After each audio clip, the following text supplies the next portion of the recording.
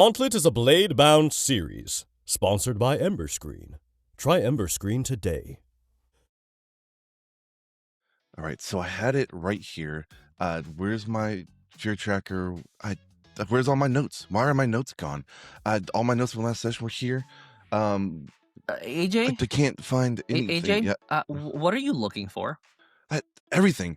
I've lost my stat blocks, my fear tracker, the rulings I made last session. I had a PDF that had all my notes and had another PDF that had all my adversaries, and now I can't find anything. You're tabbing again, aren't you? I mean, no, I have screens. I'm organized. AJ, you sound stressed. Just use Emberscreen.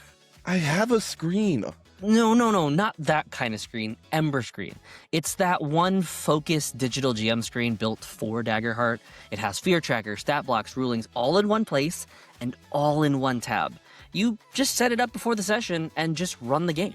Wait, so I can have everything on one tab? I can have my encounters, my fear tracker, and not lose my thread? Exactly. No juggling PDFs, no screenshots. You just stay locked in on your players in the moment.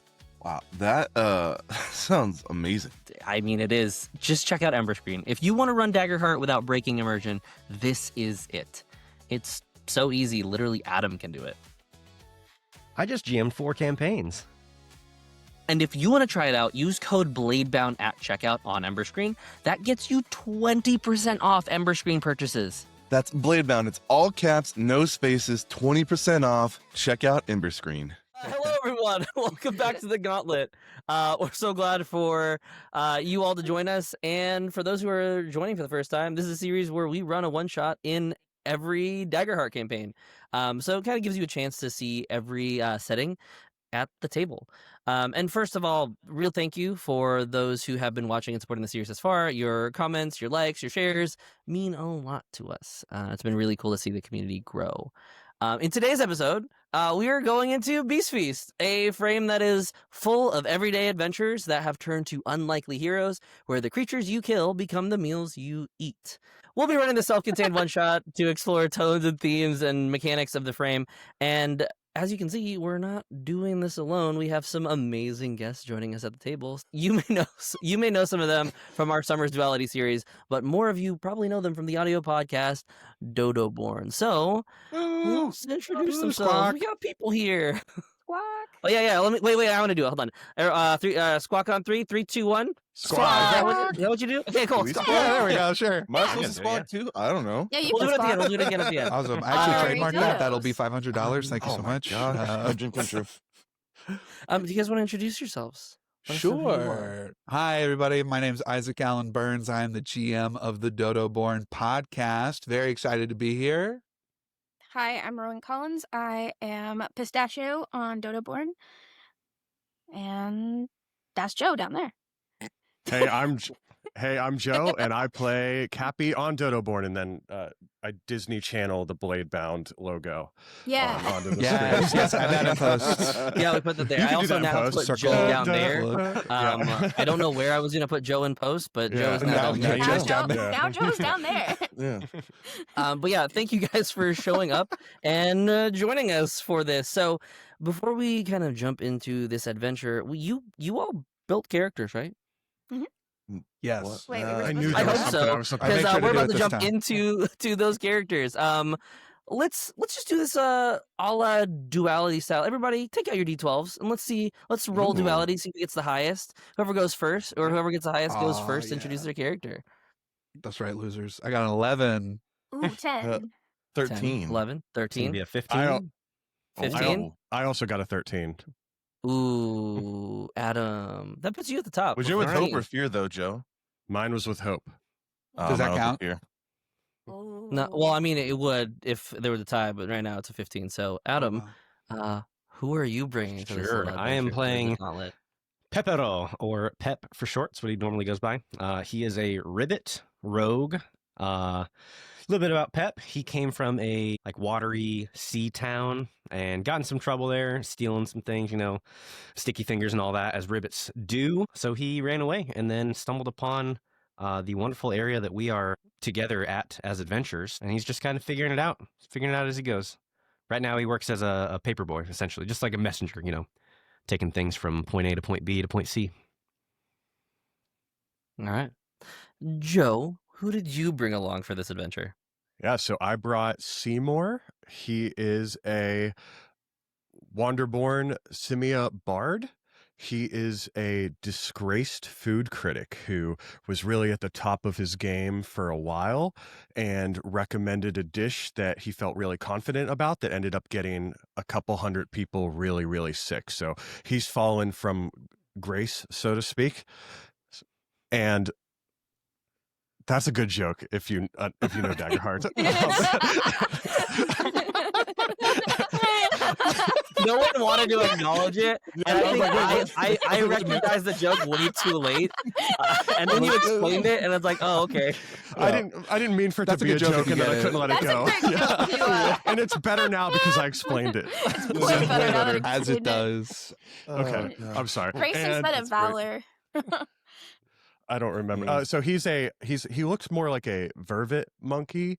He's green and he's got big eyes, and his fur's it branches out into a little bit of white, and he wears suspenders. And really, I think the easiest way to picture Seymour is just an author that went down the wrong path and probably drinks a little too much and is a little bit bitter towards the world. So he's out here looking to find that next dish that he can write a review about that'll put him back on top. AJ, I think you were next in line if you want to Yeah, I introduce the believe character so. you got. Yeah, I'm playing Sir Charles Reginald I the Fourth. He normally goes by Chuck, and he is a Dracona bard. Sorry, Daniel's getting me in the giggles. I'm playing Dracona bard. Also, didn't realize we had two bards, but it's gonna be great. And Chuck is just kind of around. He doesn't really take to his high, he doesn't use his highly standards for anything. He just wants a good meal. So usually he'll either, just go stop in a different shop. Sometimes people just give him food. Sometimes he gives food away. He's just there. He's just kind of the friendly neighborhood, not homeless guy. Not homeless or homeless guy? Not homeless. He's very not homeless. Not homeless. Just kind of He's is a- always wandering. You just can spot him down the road because he's just a large and in charge sort of Dracona. He's Love a vagabond. Yeah, he's just a guy. He's a wanderer. Yeah, he's just a chill dude. Isaac, what did you bring to the table today? Hey, everybody. I'm playing Kelly DeForest, a halfling doctor of sorts, also a nurse. The class I am playing is a wizard, but Kelly is sort of a beleaguered nurse who lives in Elmore and tries to tag along with any expedition that's going down because it's dangerous down there. And rest assured, someone will probably get hurt or eat something they're not supposed to. And if he does this enough and saves enough people, perhaps his father will respect him. Maybe. Maybe. Maybe. But yeah, If we're lucky. He's a halfling. He's about average height for a halfling. He's dressed in sort of blue doctor's robes. You dress for the job you want, though this job is always in caves, so it's a little scuffed and dirty. And there are permanent bags under his eyes as he deals with both people and the wilds. Love it. And then last but certainly not least, the person who created their character first in our group chat that we had, Rowan, who did you bring to the table? Hi, I'm playing Mochi, who is a Qatari reborn brawler, and is like a chef at the it's called the Cozy Blanket Eights, which is a sushi and mochi and dumpling shop. They are the sous chef of the entire occasion. Have you ever seen those videos where people are making mochi and there's a person hitting really fast and the other person is like moving? Yes, that is they are the person that is moving the mochi. And you can see them in a little apron with large red socks that cover the bottom of their feet. They're a calico little critter and looks more like a cat than a person. That's what I've got with us today. Yeah. which I think Rowan did a little bit of art, which is somewhere on the screen at the moment. We'll post it. Here for what the Yeah. characters look like all together. Here or here or here. Wow. We don't really know The power because of editing. of editing. But with that, the table's set. I think the players are ready, and the story is definitely waiting. So what do you guys think? You think we should start and get ready in this adventure? Let's do it. I'm hungry. Yeah. Let's do it. Yeah. Let's jump into Beast I'm Feast, hungry. everyone. That's summon horror. Horror. Horror. Summon horror. Horror. Yeah, I don't, yeah. That is a natural 20? 20. I don't think I've ever had anyone quadruple the severe threshold. Quadruple it at This would be a 59? first.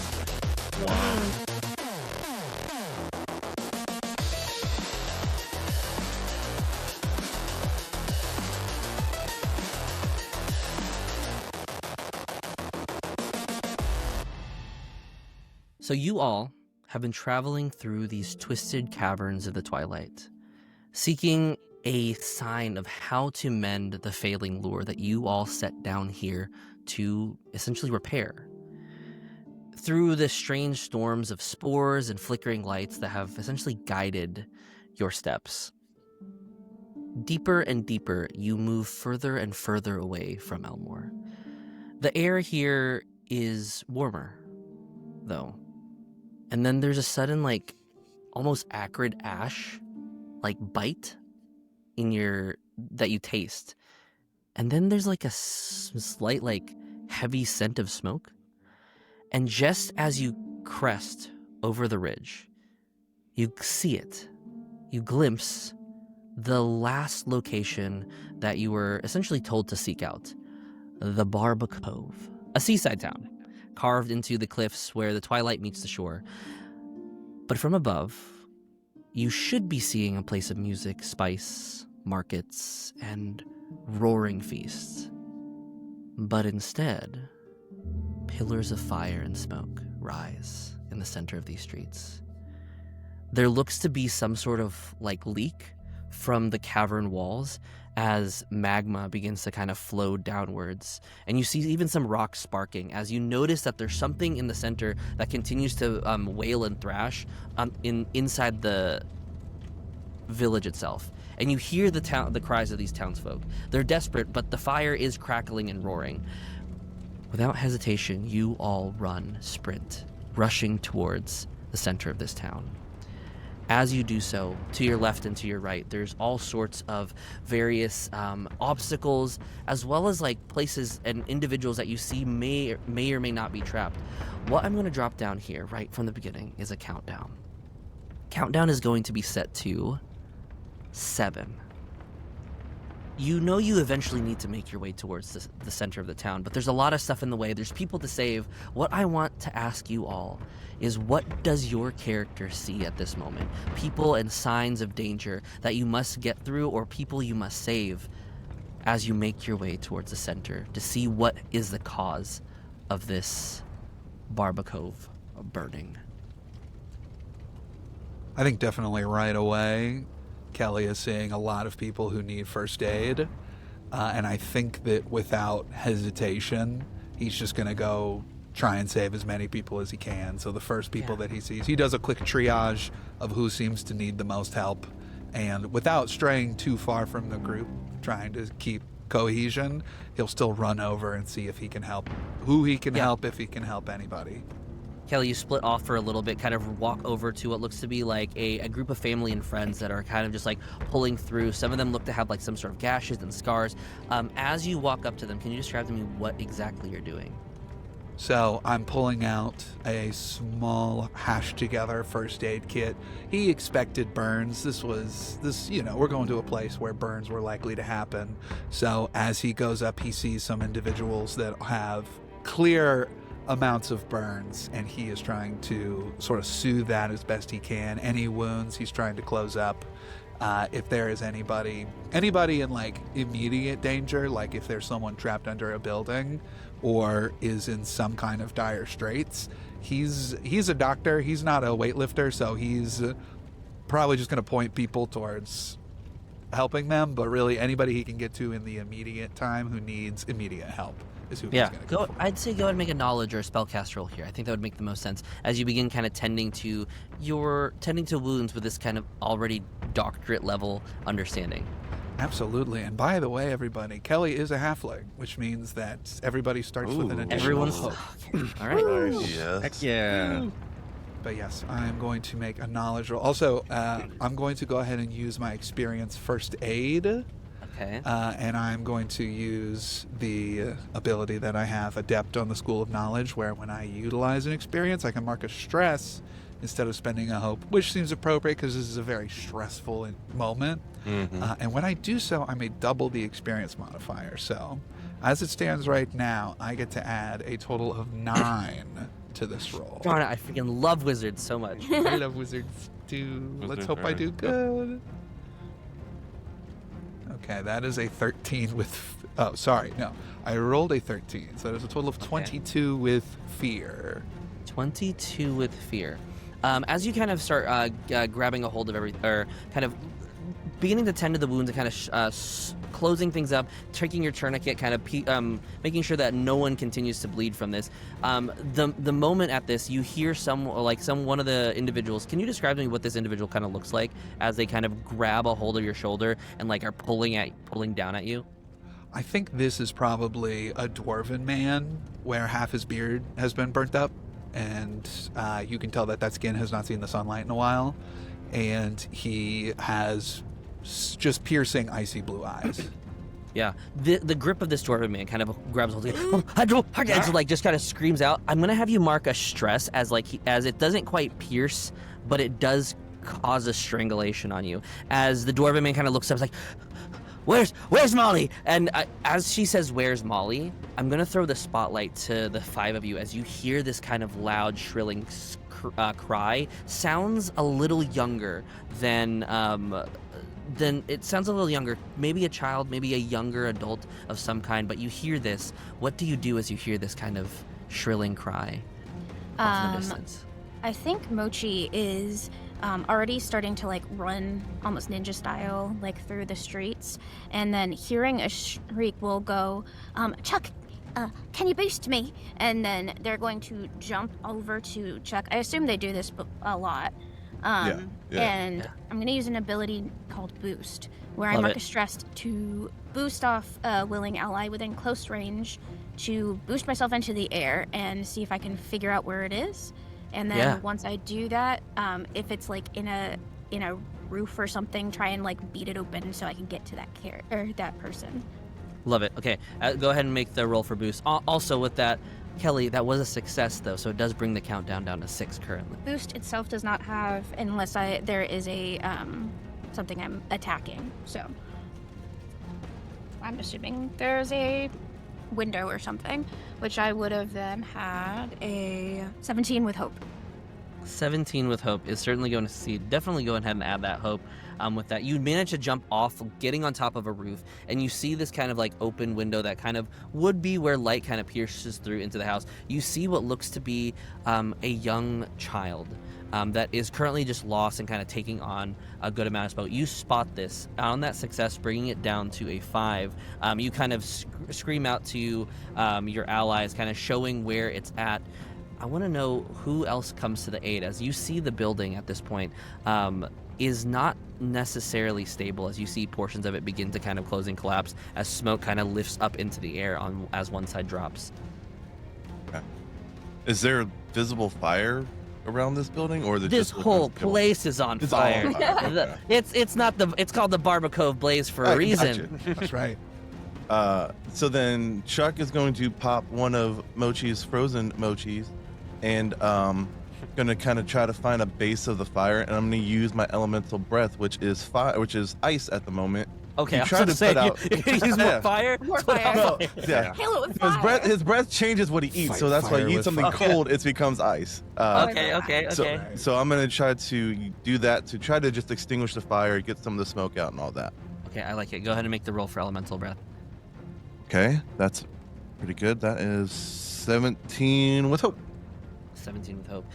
17 with hope is once again going to be a success. You are nailing it on this environment at the moment. So with that, as you begin to kind of chill around, the base of this fire kind of like slows a little bit. Some of the smoke continues, but there's a way for you to essentially all enter into the building to take or go ahead and one of you to run in, grab Molly, and get out. As you do so, Molly is coughing. Who ran in and grabbed Molly and is holding her in her hands? Holding her in their hands. I can. Okay, yeah, Seymour. As Yeah. Molly's sitting there, it's like, thank you. Thank you. Come on, we got you. And I try to get her out of that area. And as you start running out, everyone at this point, the rest of the dwarven man and the remainder of the family continue running, and you eventually make their way to Molly. You have a moment here as you're kind of looking overseeing the blaze, and everyone kind of gets closer together to kind of ascertain exactly what may be going on.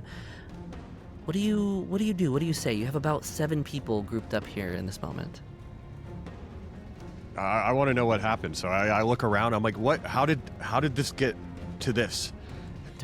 And the older gentleman that's currently like still tending to a little bit of the wounded leg that you sealed up, Kelly, kind of points up.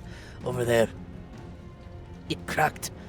We're not sure what happened, but ever since the lure broke, all sorts of stuff have been leaving and expelling from below, and I don't know what it is up there.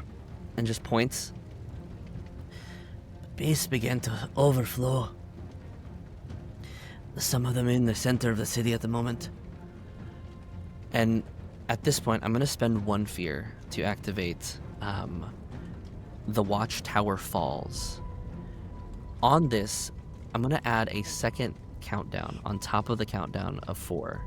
Countdown is currently set to 4.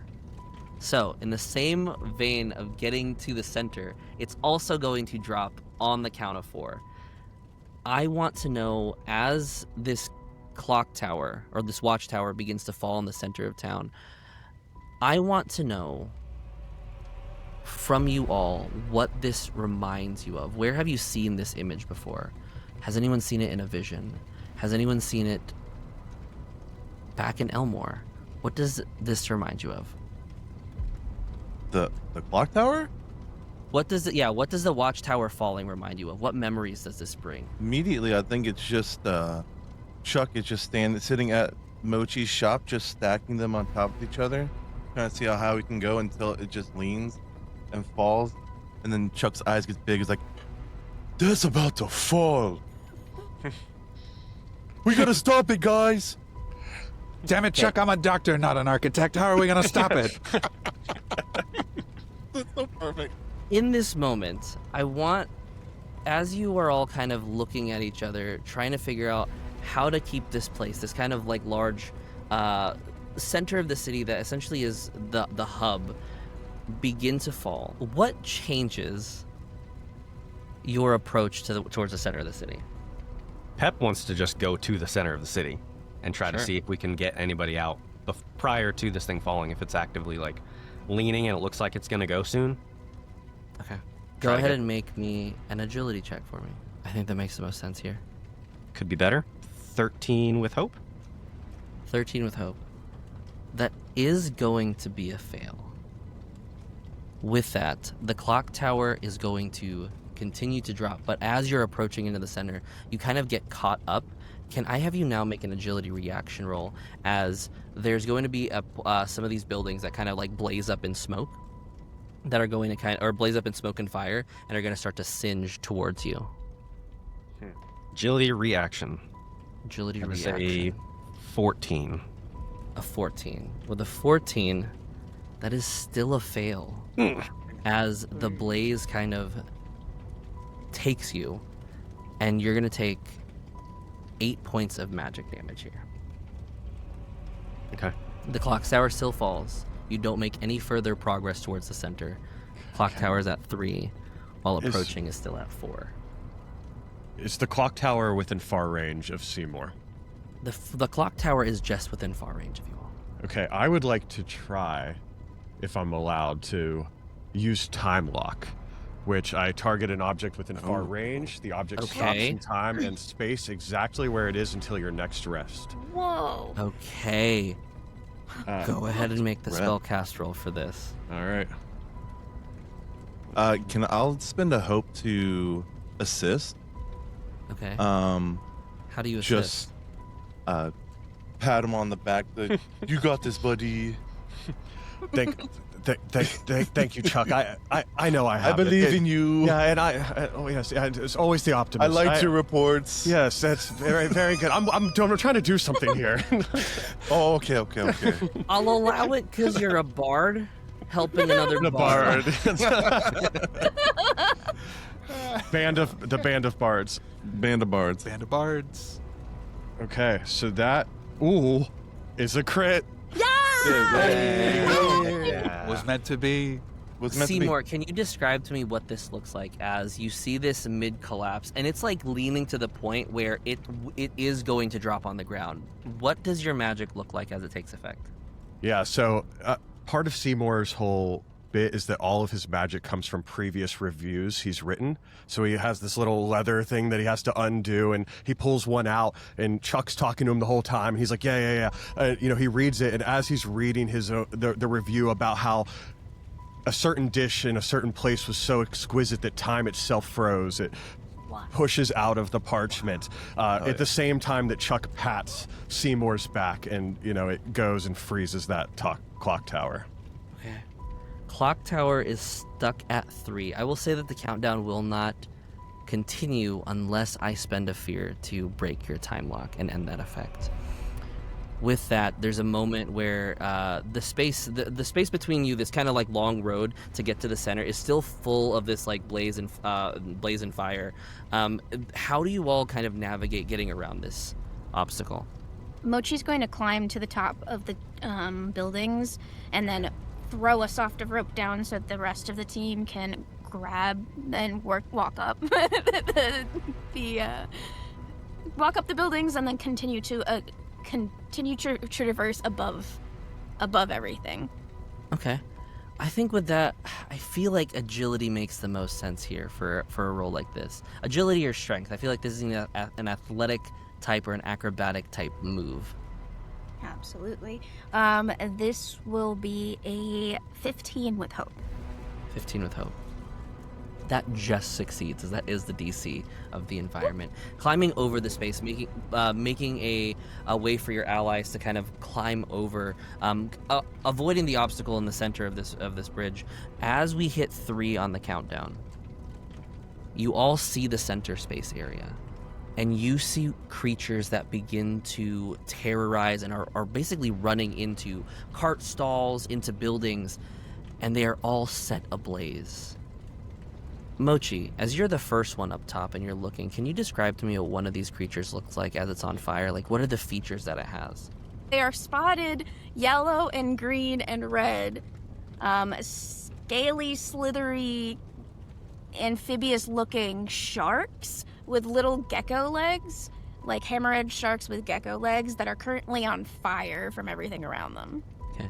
You see plenty of them, like some of them like going in through buildings, but one of them kind of just slips out. Even one from the side of the clock tower kind of slips out on the outside and just kind of stares, its eyes kind of this bright orange, staring right at the rest of the party as you're on this building and beginning to descend. With that, there's a total of 3 of them that you can see at this current moment that are just terrorizing the space.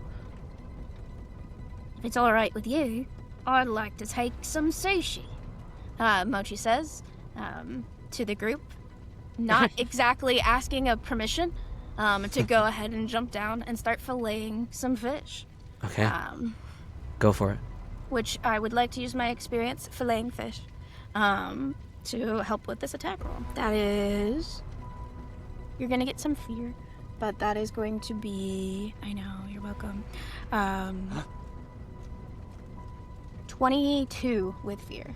22 with fear is going to hit, so go ahead and roll for damage for sure. For sure.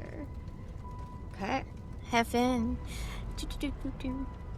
And minus 1 d6. That is going to be 20 piercing damage or physical 20, damage. 20 physical damage against this thing. That is actually going to be a severe wound against this thing. With that, it is still barely standing.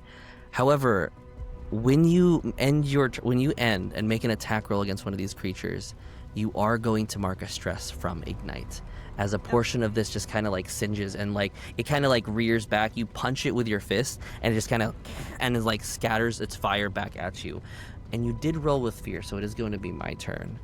I am going to spend a fear to make an attack from all of these from the three of them to pinpoint on all three of them on you. That is going to give me a +3 to the attack roll. Sounds so good. With that, Since you're doing that, I would also like to use my ferocity. Okay. So when I cause an adversary to mark 1 or more hit points, I can spend 2 hope to increase my evasion by the number of hit points that they marked. Okay, I think I'm still clear. That is going to be a 19 to hit. 19 will hit. 19 will hit. With that, that's going to be a total of 3d6 coming at you. 17 points of magic damage to you, Mochi. And just because I have the fear, I'm going to spend 1 more fear to summon a couple more of these individuals. With that, that's going to be 2 more that come into the space. And I think the other 2 are going to start making their way towards the rest of you, kind of as you've broken off Mochi to take on some of these on the tower. Which one of you is the biggest again? Chuck, for sure. Chuck. Yeah. Chuck? Okay, Chuck, I think this attack's going to be towards you. There's 2 of them. It's going to be a +2 to the attack. And that is going to be... I'm rolling fairly well to start off. We'll see if I continue this. That's going to be a 21 to hit. Yeah. And with that, that's also going to be 10 points of magic damage towards you, Chuck. Easy enough. I'll mark an armor slot and take no damage. Okay. As 2 of them are within melee range of the rest of you, 3 of them within Mochi, I point the spotlight back to the 4 of you. What do you all do? How far are we from Mochi right now? About close range. Close range? Yeah, I'd say close range. Okay. Yeah, Pep's gonna run toward Mochi and just say, "I'm coming to help you, Chef." And I'm gonna go up. I'm gonna spend a hope to cast Rain of Blades. Okay. Which is making a spellcast roll, conjuring blades to hit all targets within very close range, which I'm hoping would be all 3 of them. Okay. That would definitely hit all 3 of them. All right, so to hit, golly, it's with hope, but that's going to be a 9 to hit. A 9 to hit. As you begin to kind of spurt out your rain of blades, there's almost this beam that kind of swings over and hits you. I'm going to use that as the environment's roll. On that failed roll, that was almost a natural 20. I'm just going to be perfectly honest. And it pivoted just last minute. Does a 12 hit? It does not. It does not. You managed to duck out of the way. That is going to be my activation, but I'm going to spend a fear to activate a couple of them. I'm going to spend it to act and make a attack roll. Chuck, they turn away from you and they're going to look at you, Seymour. Those 2 are going to make an attack roll towards you. On that group, that is going to be a 15 to hit, Seymour. It hits. And then with that, that's max damage, so that is going to be 14 points of magic damage from these things. All right, I'm going to use an armor slot to bring that to minor damage and mark 1 HP. And then just as a free move, you notice that crack that the old man kind of pointed at the top of the kind of this ridge. You notice that it kind of bubbles and then just like spurts of magma spit out of it. Play passes back to you all. Can I use my telepathy to spend a hope to open a line of mental communication with 1 target I can see? Okay. With who? What are you trying One of these fire shark lizard things. Sure. Yeah. Is there a saving throw that I need? Is there a roll that I need to make? Nope. It just happens? Yep. Okay. What do you say as you open this line of communication with one of these? One of them next to you, or one of them that's further away? I think one that is further away. Okay. Yeah. I'm going you see them to kind of around Mochi. I'm going to, I feel like it just echoes in both of our minds, and it's like, you babbling buffoon, and I can say that. What are you doing? Why are you here? Why are you causing this destruction? Or one of them retorts with, fuel the fire, fuel the fire, and they're just saying this over and over again. That's the only kind of mental awareness of, and they're just like looking for fuel to continue to fuel this flame that they themselves are. Okay, I'm gonna hang up. And then I'm gonna turn to my party around me and just say, I was hoping that they were more sophisticated, and I would like to pull out my enchanted boomerang. Okay. Which is enchanted in the sense that I whisper insults into it and then throw it, and hopefully it hits them. And I guess it's the insults that fuel them, that fuels this boomerang too. Sure. What was the insult that you just said into this one? Well, so this one's you redundant, babbling, fire-hungry idiot sandwich, and then I throw And I would like to use my my experience with it, which is idiot sandwich, to have a +2 on that if I can. Okay. So, all right. Your experience is idiot sandwich? One of them is, yeah. Okay, just clarifying. Bill may have Googled Gordon Ramsay quotes. I did. Oh. He's got a sheet right now. I feel like in the character creation, in a very typical game, you put idiot sandwich, like, how does that ever come into play? I feel like for me, it's anytime play. Seymour insults someone by calling him an idiot something. So, yeah, that's a 14 with fear. 14 with fear just hits. That is a roll with fear, so I will take my turn afterwards, but go ahead and roll for damage. And were you targeting the one that Mochi has already hit, or a different one? Yeah, so it's the one that I was communicating with. Perfect, awesome. Go ahead and go ahead and roll for damage on that. That is an 18. An 18 points of damage. That is shy of the severe threshold on this, so that's only going to be a major wound. But you swing that boomerang and it kind of cracks and whips.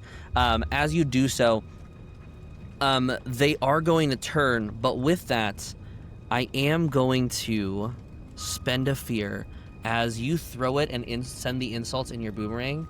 Seymour, your insults were so severe that you forgot to keep your concentration on that time lock, and you start to see the tower start to fall. With that, the countdown is going to drop to 2.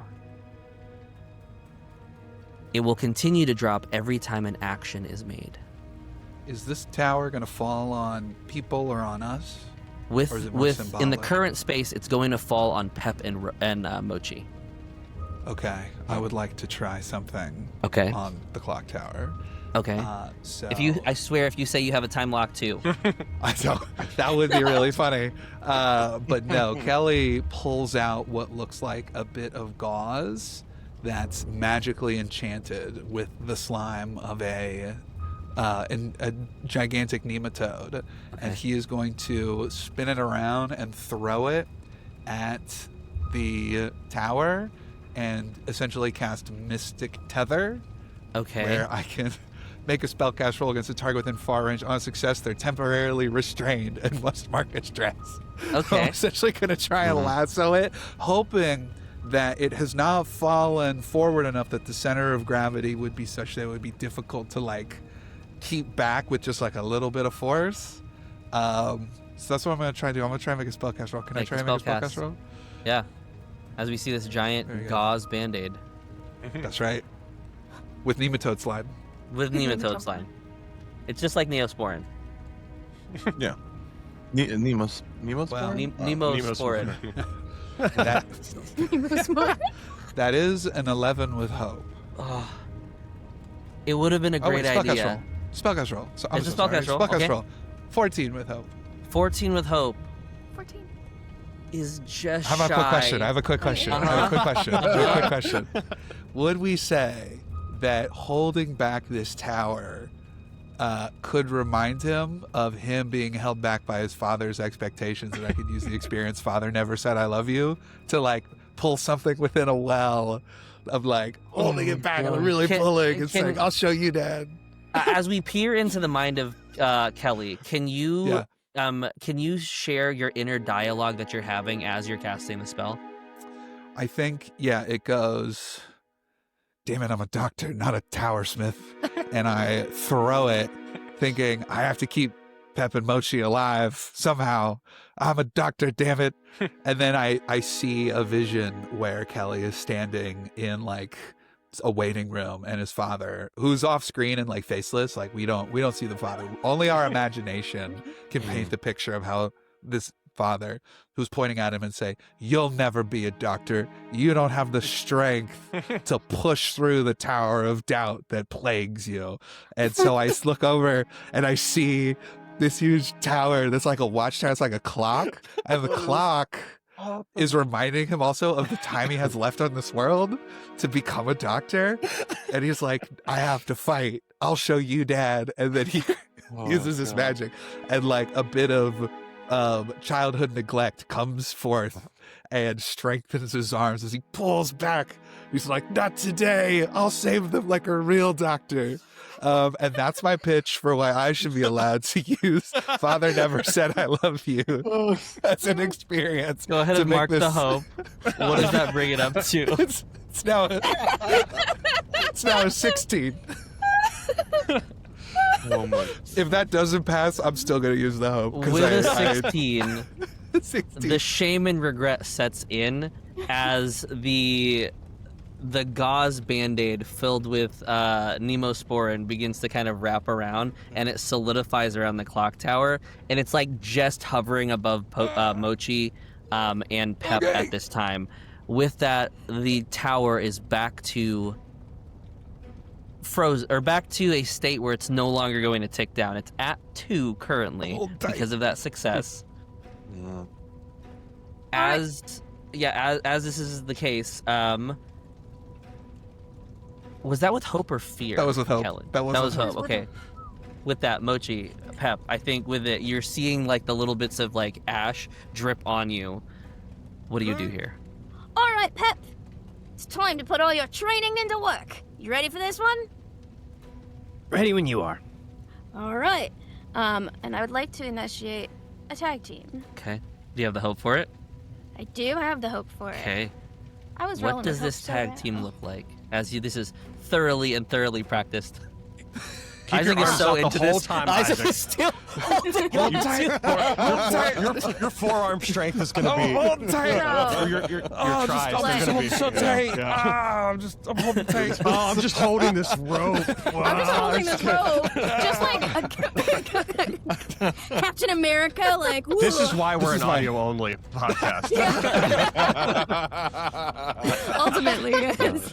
It's my helicopter moment. What are I you? Yeah. What are you both imagine bringing in?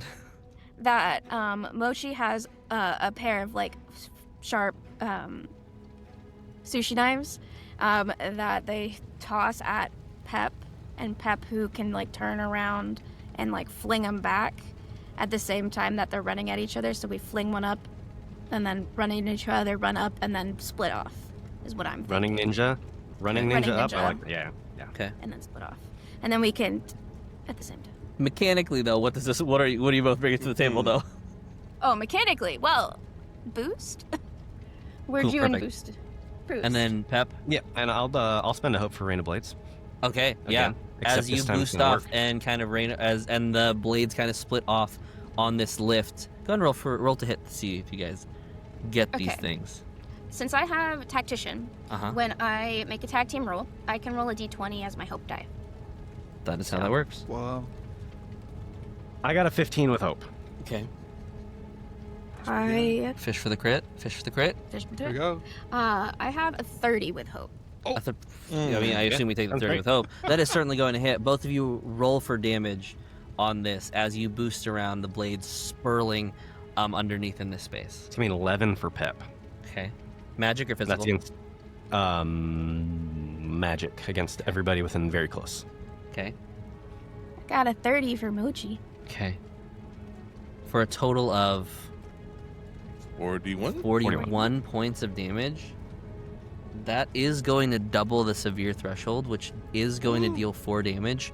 2 of them were already injured. As you do so, can you describe to me what this bladed boosted flurry looks like, as you take out 3 of these subterranean gecko sharks? So one of the knives, Pep is actually going to grab with his tongue, the back of it, like tongue action, and then 2 hands, just a spinning, little spinning death disc. And as we aim those specific knives, Mochi has taught Pep, because they are sushi chef, how to specifically cut in the specific places to make the best cuts for sushi. So this is flaying them up and back, and they're back to get the full belly across. And then they part off and are on opposite sides of the tower. Yeah, kind of splitting off on 2 sides. These 3 gecko sharks kind of just splatter across the space. Their creatures look similar to some sort of fish of some kind as they kind of drop. The countdown overall is going to drop down to 2 at the moment, as there's less creatures here to set things on fire, so we're getting closer to putting everything out. There are still 2 more. Chuck, Seymour, I do want to know what you 2 are doing, as Kelly is still holding on to the tower. So tight. Yeah, I think Chuck is just now kind of realizing what's happening. The guys, watch out! Oh no, they got them. The towers. Oh, okay, he's got that. You guys are doing a great job, and I'm just gonna give everyone a rally die. I'm gonna use my rally. Thank you, Chuck. You guys are doing great. So, I appreciate it. everyone has a D6 to use on a action roll, reaction roll, damage roll, or to clear that number of stress. Wonderful. Seymour. So as of right now, there's no one that's about to get crushed by this bell tower. No one is looking to get crushed, but there are 2 right between you and Chuck. Okay. The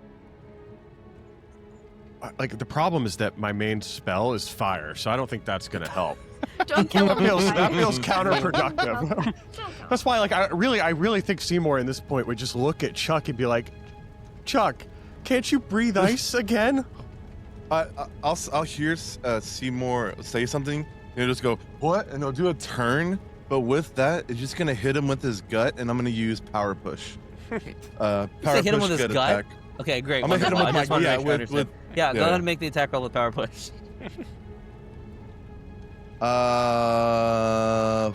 14 with fear? 14 with fear just hits. It is going to be a roll with fear. Go ahead and roll for damage. Where's my D10?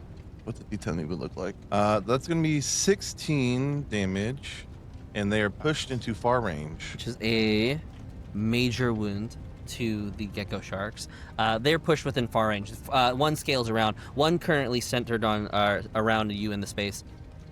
I am going to have them look at you, and he's going to make an attack roll towards you, Chuck. But this time I will mark a stress. Actually, I'm going to mark a stress and make the attack roll against both Chuck and Seymour, as they are going to just implode. Can I have both of you make a agility reaction roll for me? Nope. He refuses to. Chuck's not going to. Chuck's I'm like, not no. going to. You can't make me. No thanks. You can't make I'm not gonna do it. I'm not moving. Yeah. No. I'll take that note as I'm not moving. Gotcha. Yeah, Cool, no, no, perfect. yeah. Mm-mm. Mine Or the is stumble, whatever. 13. 13. With a 13, that is also going to be a fail. With that, this creature is no more, but it will go out with a big boom. With that, you both take 23 points of magic damage. Ooh. Ouchie. I'll mark an armor slot to bring it to major. Yeah, same. Perfect. One still left, and I'm gonna activate that last one with a fear. and it is going to start to sprint away, and it's going to, like, you notice that it runs up to the wall, and it's going to start to climb up in this kind of gecko shark fashion, where it's climbing, but it's also, like, land sharky swimming up the wall, and it's going to try to get to that little blobbing piece of magma at the top of the ridge. Play passes to you all. So who's? Oh, sorry. Go ahead. Yeah, go ahead. No, I mean, if that thing is running up that far away, I'm gonna throw the boomerang again. Yeah. Go ahead and make the attack roll with the boomerang. This is within far range. As you pushed it within far range. And actually, this might be between very far range. So you kind of step a little forward towards it.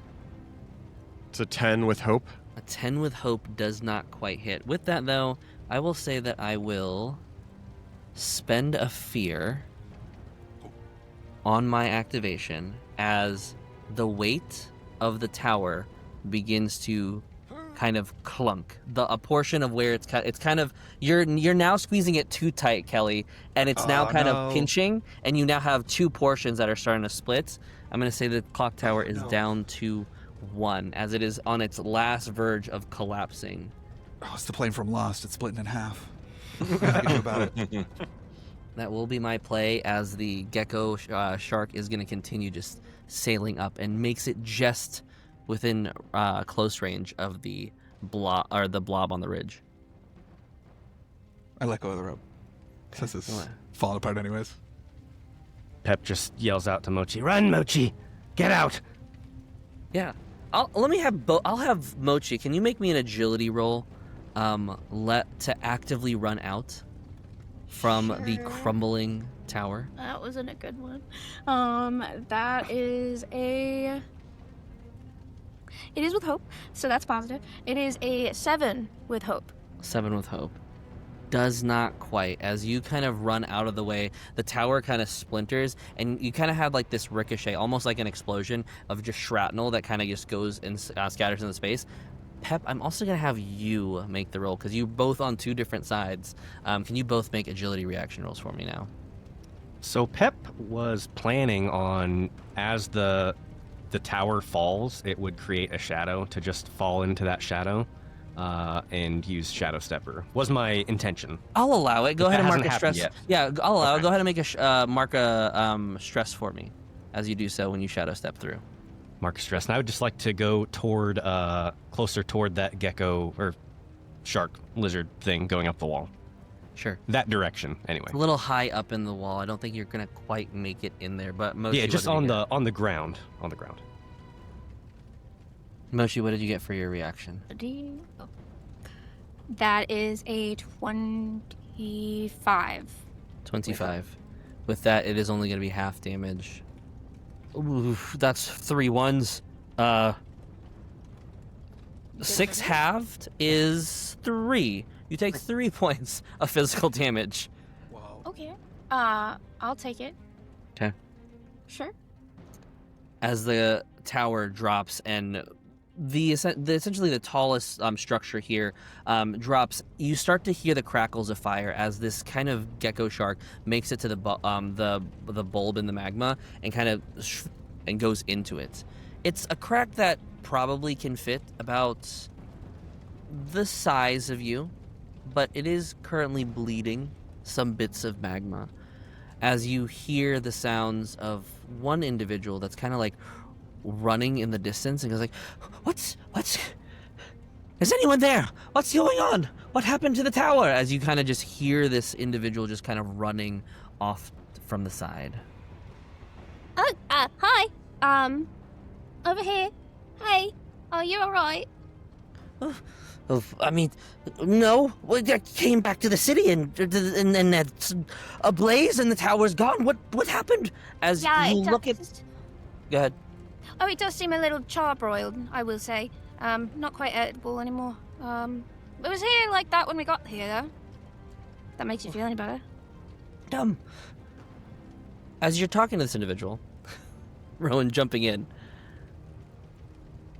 They look to be wearing this kind of like sash of some kind that literally says the words mayor on it, as if this is their normal attire. Can you describe to me what the mayor looks like? Yeah, absolutely. The mayor is a little goblin with huge ears and big rabbit eyes. They're bright red, so currently matching the general pallor of the town, which is not what it's typically like. And they have a cute little like white, one of those white wigs that like the old Like the founding powdered fathers, wigs? yeah, Powdered- like the founding fathers would wear, which just keeps like hitting them in the eye as they walk. And it kind of like pulls it off off their head. Okay. Who are you Hi. all? Where'd you come from? Well, I'm Maichi, and that lot, and they point over to the other side of the tower, they're my adventuring party. Actually, hey guys, I got the mayor here. You all hear this. Kelly's laying on the floor, just like spread, like arms spread out, legs spread out, just like so sore from having to hold that. And he just sort of whispers, I'm a doctor, not a tug of war champion. Oh, Kelly, what are you not today? Get Up. He So he gets to his feet. You're the mayor here. That's right. I'd say you were Perry the mayor. Polenpot. That's my name. What was that? It's Perry. Just call me Perry. Perry. Harry, pull him Harry, apart. Perry like pulls up the wig and puts it back down. If this was a review I was writing, the town would need shut down. This isn't really how you run a town. I don't think. It's not much of a town left. It's very much not much of a town left. I was just on my morning stroll, and next thing you know, I look up and it's just blazed. I ran as fast as I could, and by the time I entered back, it seems that everything has gone awry. Yeah. Your town seems to have sprung a lake up there. Except not of water. That's Kind of not water. normal. We don't normally have bulbing magma spewing from the edge of the ridge. I would assume not, otherwise you'd be chard-broiled all the time. Doesn't that make sense? I mean, we're known for a barbacoa, but not this. This isn't how we normally make it. Right. Well, And when did the symptoms start? Was that today? Has it been a week? I mean, ever since the lure kind of blew up, just Did all you these notice- creatures just keep coming up from down below. Oh, this has been happening for a while, I see. Okay. Anything different and new happen in the last few days? Did you feel anything different or notice any changes? Barbacoa was getting cooked a lot faster than normal. I see. High temperatures. Sign of a fever. Okay. you say a lure? A lure was the problem? The lure What kind that of lure? brings all the lure that keeps all the dangerous creatures down below, below the twilight, below the abyss, below everything.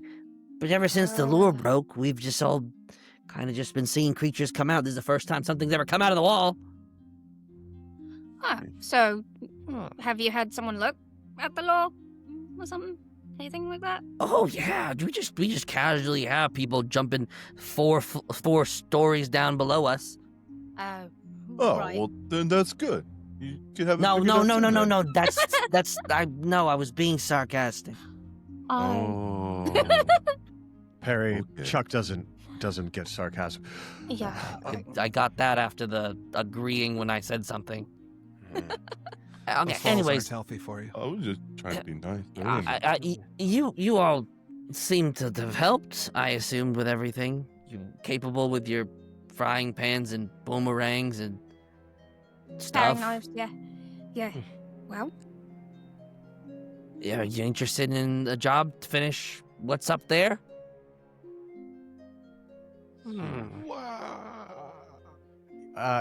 I'm more interested in the creature that could be there. And I need somebody to name the creature for me because I don't like naming things. Kelly will put a hand on your shoulder, Seymour, and say, "You're talking about the flameborn beast. of the barbacoa, right? Mm-hmm. Oh, Yes. yeah. That's what you're looking for. It's going to make the most exquisite dish, Perry. It'll put your barbacoa to shame. Well, okay, well, hold on. That's a pretty big statement considering you're in Barber Cove right now. Yeah, well, listen, I've been here. I was hoping that maybe we could visit that restaurant upon our arrival, and I'm not sure that restaurant's still here. You look and turn over. Perry's just looking at the broken down watchtower. The watchtower, you notice there is a sign that says Watchtower Bar and Grill, like on the side. Yeah. At the bottom floor was. Yeah. Oy, The seems to sign be going falls under. down as. Those reviews really plummeted, right? But this creature is going to make the dish that puts me back on top. It will be reviewed and read far and wide. And you'll survive getting there. Sure. I'm sure of it. Right. So if you think that this creature is down there, I could be persuaded. Barbacoa on the house? We could also be persuaded by some gold. I mean, I'm persuaded by the barbacoa. Gold's good. Gold is good. How much gold are you looking for? Enough to pay for the barbacoa? So you're telling me you want to be paid the amount of the barbacoa rather than just the barbacoa itself of equal, if not greater value? Well, see, we have to tip our waiters, right? We don't like handouts. We don't like handouts. We want to wanna earn make the sure work, we and can then we tag. want to be able to pay for the barbacoa. Think of it Yeah, like and we health wanna- insurance. Yeah, we want to tip your servers, right? We want to tip your wait staff. Oh, 'cause they just okay. came out of job, I'll right? I'll pay you a handful or a bag of gold for the taking care of whatever that. Just close it up, go in there, do what you need to do. Just take care of that thing. All right, cool. And you'll give us as much that we can eat in barbacoa Yeah. with that bag full. Yeah, I mean- 20% tip for the wait staff. yeah, with the 20% tip on it. All right. I mean, I gotta go find the wait staff after they've just run out. But you take care of that. I'll find the rest of my town. Is Perry older than us, would you say? Does he look like an older individual? Just make an instinct roll for me. I would be so happy to, yes. Okay, well. That's a 12 with fear. It's ambiguous. You kind of can't tell. Oh, okay. I can't tell if he's older. The wig kind of gives you older, Wig but goes then away. the way that he's still a little short, kind of just moving around a little bit, kind of hard to tell. Kelly will say, by the way, Perry, assuming that Kelly believes that Perry is older than him, he says, also, as part of that payment, can you just say that you're proud of me? No reason. What did you do during this time? I see everybody else with stuff, but I'm not sure what you did. Doing I everything. did my duties as a doctor, and I protected an individual from burns, and I also did the best I could to save that tower, but sometimes you lose a few. It gets harder every day. Do you think you did a good job? You know, as a doctor, every day I look at myself and ask that same question. And one day maybe I'll find an answer. Yeah, maybe you will. Well, anyways, this has been a familiar conversation. And Kelly walks away. Hey, oh, what do it's you- all right, Kelly. I think you did a Yeah. great job. I'm proud of you. You did a good job, Kelly. They cooked meat in the dirt here. It's okay. Technically, the definition of a good Thank job you. is if the bell tower was still standing. So, Well- C minus. Well, Seymour, I'm a doctor, not a watchtower protector. And maybe that's where you went wrong. Perhaps. As you are kind of start walking away and kind of making your way towards the ridge, you do hear Perry say, "Hey, wait! What are you gonna do with these things?" And kind of like points at the little groups of gecko sharks that are kind of scattered and chopped up all over the space. In Beast Feast, everything you kill has a flavor to it. So with that, each one of these gecko sharks, you have about 4 of them, have a feast score of 1, meaning you need to take 1 ingredient from each of these creatures. Could be all the same ingredient, could be a different ingredient from each, but I want you to tell me what you begin to kind of harvest and take from these subterranean gecko sharks that are also ablaze on fire. Some scorched, some partially not scorched. Can I answer that one? Yeah, go for it. So since Pep and Mochi had already filleted several of them belly down, like you would a sushi flank, we're going to take the flanks of several of them to prep later for sushi. Although this is cooked sushi, so Seared. seared sushi, Seared sushi.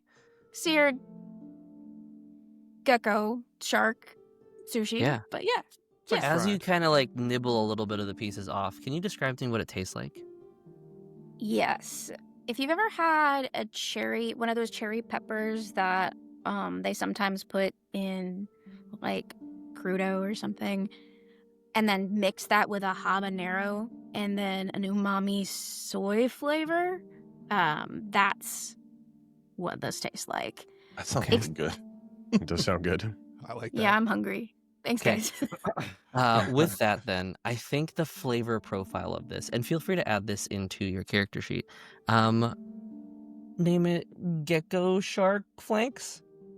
It's going to have a Yes. flavor profile of savory 1, sweet 1, and I think salty 1, with a feature known as spicy, where if you roll a 3 or lower, everyone takes a stress when added to a meal. So Ooh. eventually we'll take these ingredients and we'll make a meal towards the end of this one shot. But I do have a question. How many of these are you taking? Just one of these are going to be the flank, or are you going to take a couple, or all 4 of them the flank? Are we going to diversify and think about other things that we might want to pull in?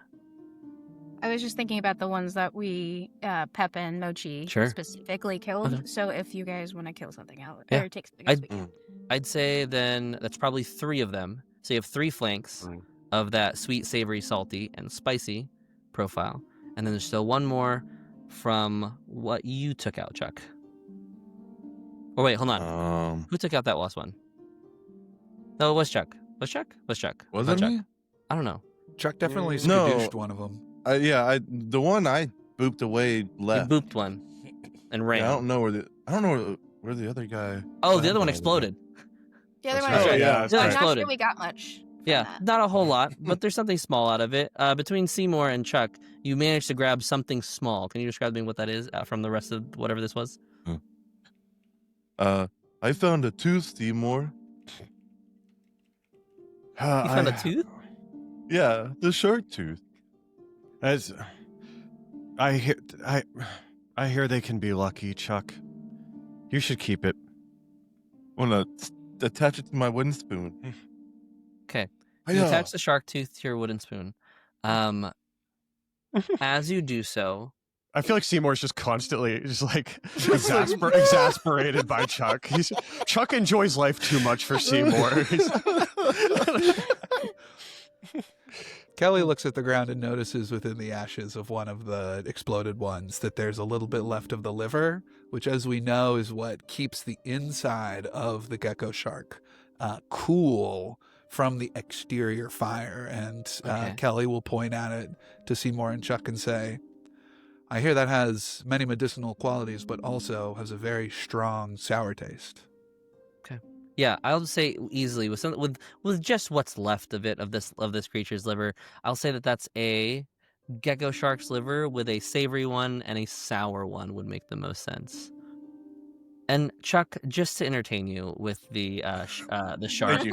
Thank you for entertaining me. I appreciate it. let's make the shark tooth a consumable.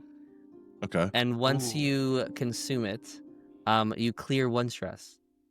Oh. And I'm going to look at Chuck and say, now, don't eat the shark tooth. Oh. All right, Chuck, go ahead and clear your stress now. Go ahead and clear the 1 stress. Is it gonna make you guys even more mad that I didn't have any stress? Mark? Chuck, you know what?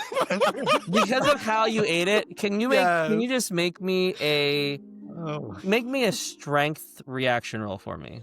Oh my God. The reaction rolls an 18. An 18. Okay, you managed to crush it. It doesn't harm you. You would have taken a stress if it poked up into your gums. But you managed to chew on it. It's soft enough. It's a gecko shark after all. So, with that, you all begin to make your way towards the bubbling magma. Making your way towards the ridge, you all find this kind of bubbling pit, and there's a way to enter it that allows you to enter without harm. I'm going to have a couple different prompts as you make your way into this space of this creature. Who wishes to take this answer of how do you make it past this bubbling pit of magma unharmed? What openings do you see? What routes do you take? No scope. It's between you two, Adam and AJ. AJ, how do you? I wasn't even looking. Chuck, as you look through the space and you kind of are watching this thing bubble up with magma, you see spaces where there may be an opening, or how does Chuck navigate through this space to allow an opening for everybody else? I think that there's just enough of a lip on the edge of the pool, so where you could like Sly Cooper up against the wall, just shimmy across. And yeah, I think that's yeah. As you start to shimmy across, Chuck being the largest one of you all, Chuck, can you make me a finesse roll? Oh yeah, yes I can. Yeah. Yeah. Oh well. That's an 8. An 8. Okay. Is it a reaction? This would be an action roll. This would be an active roll. Well, that's an 8. That's an 8 with hope. 8 with hope. So you do get that hope. Chuck, you are a very large individual in comparison to the remainder of your crew that has come down here from into the Plover Caves. As you kind of squeeze in, I'm going to have you mark a 2 stress, as you have to suck in your gut so much that it hurts, just so you don't touch the magma. The rest of you able to kind of just slink right through. You're able to you all pencil your way in, shimmying around, saving yourself from getting burned from the magma. And as you approach, a smell immediately hits your noses. The rest of you, between the rest of the 4 of you, who smells something first, and what is it? I imagine Seymour probably has the best sense of smell, right? Since you're such a food critic. Yeah. All right. Seymour begins to smell. It almost smells like cinnamon. You say it almost smells like cinnamon. Yeah. What It is smells- that second scent that you smell? The second scent is it just burns. It's like it burns your nostrils. It's like almost similar to The cinnamon challenge? yeah. There you go. There you go. Can you make me an instinct roll then? 16 with hope. 16 with hope. That is a success. You manage to kind of close your nostrils and kind of like pull away before that cinnamon scent kind of hits, and you kind of like tell everybody like grab your noses as you kind of like pull in. I use my tail to like just keep my nose closed. As you get deeper into this creature's lair, you see the signs of the gecko shark moving in the space, and then you see what looks to be a footprint of some kind. Who takes note and immediately knows what type of footprint this is? Sure. Pep will take note of it, and it looks to Pep's knowledge like that of a turtle. Just kind of like that wide base with the 3 little, not super long prongs, just kind of like rounded little protuberances right in the front of it. Big word. You eventually follow this trail of this gecko shark continuing on, and you see a set of like large stone rocks, but there are markings of some kind. Between Mochi and Kelly, can you describe to me what type of markings and what could have possibly created these markings? There are these weird spiral gashes in the wall. They look spirally.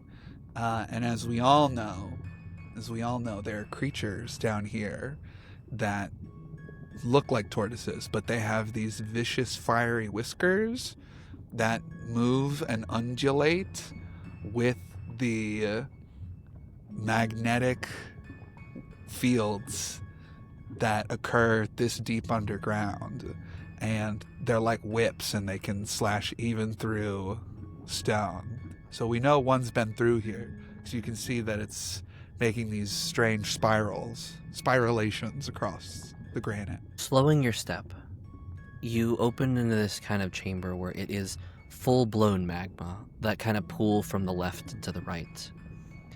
The gecko is running along, and as you are kind of noting from a distance, Mochi, you kind of peer around the side, and you see a creature that looks to be kind of like, has just like taken the gecko and just slurped up the end of its tail into its mouth. Can you describe to me what the creature's face looks like? Have you ever seen a very old pug? Tread careful. Tread carefully now. It's got a sweet, adorable face that's kind of squished up very close. And its eyes are very close together. And one of them is kind of like gone. But it's a very old pug with wrinkles all over its face and wrinkles upon its wrinkles upon its wrinkles. The creature you look at, as it kind of turns its head, it kind of like lets out this burp and this kind of cloud of smog. And as the smog kind of clears, its face kind of becomes this amorphous shape. Is it a dog? Is it a pig? You're not really sure. It's some sort of bug of some kind. But you notice that as it moves, the lava kind of moves with it. Like every step it takes, it kind of causes the magma to kind of fall. You see cracks with every step that it takes. This is the source of whatever spewed and opened this hole. With that, it's not currently aware of you all. What would you like to do here? Kelly is going to reach over to Mochi, who he knows tends to run headfirst into danger, and is just gonna like tap Mochi on the shoulder and say, I'll patch you up, and I'm gonna cast Teva's Armor, where I will spend a hope to give the target that I can touch +1 bonus to armor score until the end of your next rest. Love it. Nice. So I've armored you up a little bit. I basically slather some really thick aloe on your arms. Oi, that's sticking in my fur. It'll sting for, it's like icy hot. It's gonna feel really cold, but then it's gonna feel really warm, but in like a good way. And if you get burned, you won't. Thanks, Kelly. Appreciate it. Of course, here to help. What a doctor does is my job. Thanks. Is it supposed to get clumped in my fur? Yes. It's All supposed right. to. Okay. That's normal. Don't worry about it. Great. I won't worry about it. We look back into the inner thoughts of what Kelly is really thinking. Kelly, what is the actual side effects of this, whatever you just lathered Mochi on? Oh, I'm so glad you asked. Side effects may hair include- loss. No. Wait. It zooms into Kelly's mind, and it's like old Simia and like other people like dancing It's and like playing bingo, and meanwhile your like step side effects include Depression, anxiety, diarrhea. loss of hair, diarrhea. Nausea. If you feel a burning sensation in your skin, please call your doctor. Ask your doctor about aloe today. Alopecia. Ella today is not Alopecia. responsible for any, is not liable for any charges, any permanent death. Fantasy aloe. Any Yeah. loss of life, loss of limb, loss of mortality, all that jazz. Okay. As Yep. jazz is playing in the background. Yes. Mochi And I comes think back all that- and just like itches a little bit. I don't tell Mochi this. You all see a little bit of hair like kind of leave Mochi on that itch right there. Don't worry, it's clumping. It's fine. So, it's not aware of you yet, unless you really want me to spend the fear and make it aware of you. I'll see Kelly doing that, and Chuck is gonna reach into his pot and just kind of grab whatever leftover grime is in there and do the same thing. Also casting Tava's armor on himself. It's like this. It's like this, right, Kelly? That's absolutely right, Chuck. That's right. Oh, Yep. That's right. Do warp. Do Gotta like a warp. get it in the scales. Yeah, Why does yeah, that yeah. one smell like bacon grease? That's normal. Don't worry. Yeah. You look at the label; it's actually just bacon grease. It's Look, you're smelling kind of good. You probably don't like that. I'm gonna notice you now. I'm going to spend a fear. No! Don't do it. As No, don't do it! No, don't do it. you, the whole space just kind of, there's this expelling of this kind of brown and kind of shimmering, like almost glitter of some kind. It's gonna just expel out this like essentially this smog of cinnamon. I need everyone, as it is making its way kind of towards you all. It's just moving, and you just happen to be in its space. It's just gonna walk about. But I need everyone to make an instinct roll for me. Reaction or action? Reaction, sorry. React. 15. Good. 15, 17. 17, 9. 9, Cat-like reflexes. 20. 20, 22. 22. 20 club, me and Chuck. 17 was just the DC. So Mochi and Seymour, as you kind of begin kind of coughing, you both lose a hope Oof. as I gain a fear. Oof. Ooh, stop. Can Mochi, you cover your as mouth? you sneeze, it's gonna look at you and turn to the rest of the group as its eyes pin. It does have relentless too, so I'll spend another fear, and it's gonna make an attack roll towards you. I'm gonna see it's gonna take this like large giant footprint of this turtle. Let me just ask, who here would be within very close range of Mochi? Sounds I like me. definitely, I mean, I also definitely just Yeah, slathered aloe 'cause- all over Mochi. And, So. and Mochi just sneezed all over me, so. So Mochi, Kelly, Seymour does a. That's a rough roll. This can be perfectly Yeah, honest there. probably. Does a 10 hit? No. It's a rough for no. me, a rough roll for me. You all managed to kind of duck out of the way. Play pass this back over to you all as this large creature, this ambiguous creature that's expelling the cinnamon in flames as it stomps down. There's now a magma pool where you just were. So I would say within very close range of you all, there's just this giant fiery stomp of magma. If you get pushed or step anywhere near it, it's going to cause you to take some damage. within Don't this touch environment. the lava. Nobody- Is the creature itself lava? The creature Like- itself looks to have some sort of lava-like, there's cracks alongside its backside. It is in this kind of shape of as you're now fully looking at the creature, it does have this kind of hybridized shell, and does have it's quadrupedal as it's like on its arms and legs. It has these dinosaur turtle-like kind of stompies, and that very familiar pig, dog face. Does Seymour Does not look recognize- to have whiskers at the current moment. Does Seymour recognize this as the monster that he's been hunting, chasing? Is this the monster that you've been hunting and chasing? I think that depends on where we're at in the narrative, but I'd say yes. I would say probably yes. I'd say in the yes. spirit of the one shot, yeah, it Yes. definitely is. Yeah. Guys, that's it. That's the Kelly. What's the name? What was it? You're talking about the flameborn beast of the The Bubble Cove. flame boy beast. I feel like Mochi goes, alrighty, time to party. And they're gonna, if there looks to be a part of this pug flameborn beast skin that isn't lava, they're gonna shift into immovable form and then start climbing up it to go ahead and get to Yeah. its head. You climb up, you make it all the way up to its head. Go ahead and make me a strength roll here as you begin climbing. See just how fast you Alrighty. can make it up there. Right. That is a 17 A 17 with hope. just hits. So go ahead, just reaches. You climb your way all the way up to the creature. As you get so, while Mochi is climbing, the four of you, who's kind of moving and maneuvering So- around the creature. Yeah, so Chuck is gonna wave in its face and just be like, "Duh, look at me! I smell like bacon!" And I'm gonna try to chase it away. And I'm gonna use.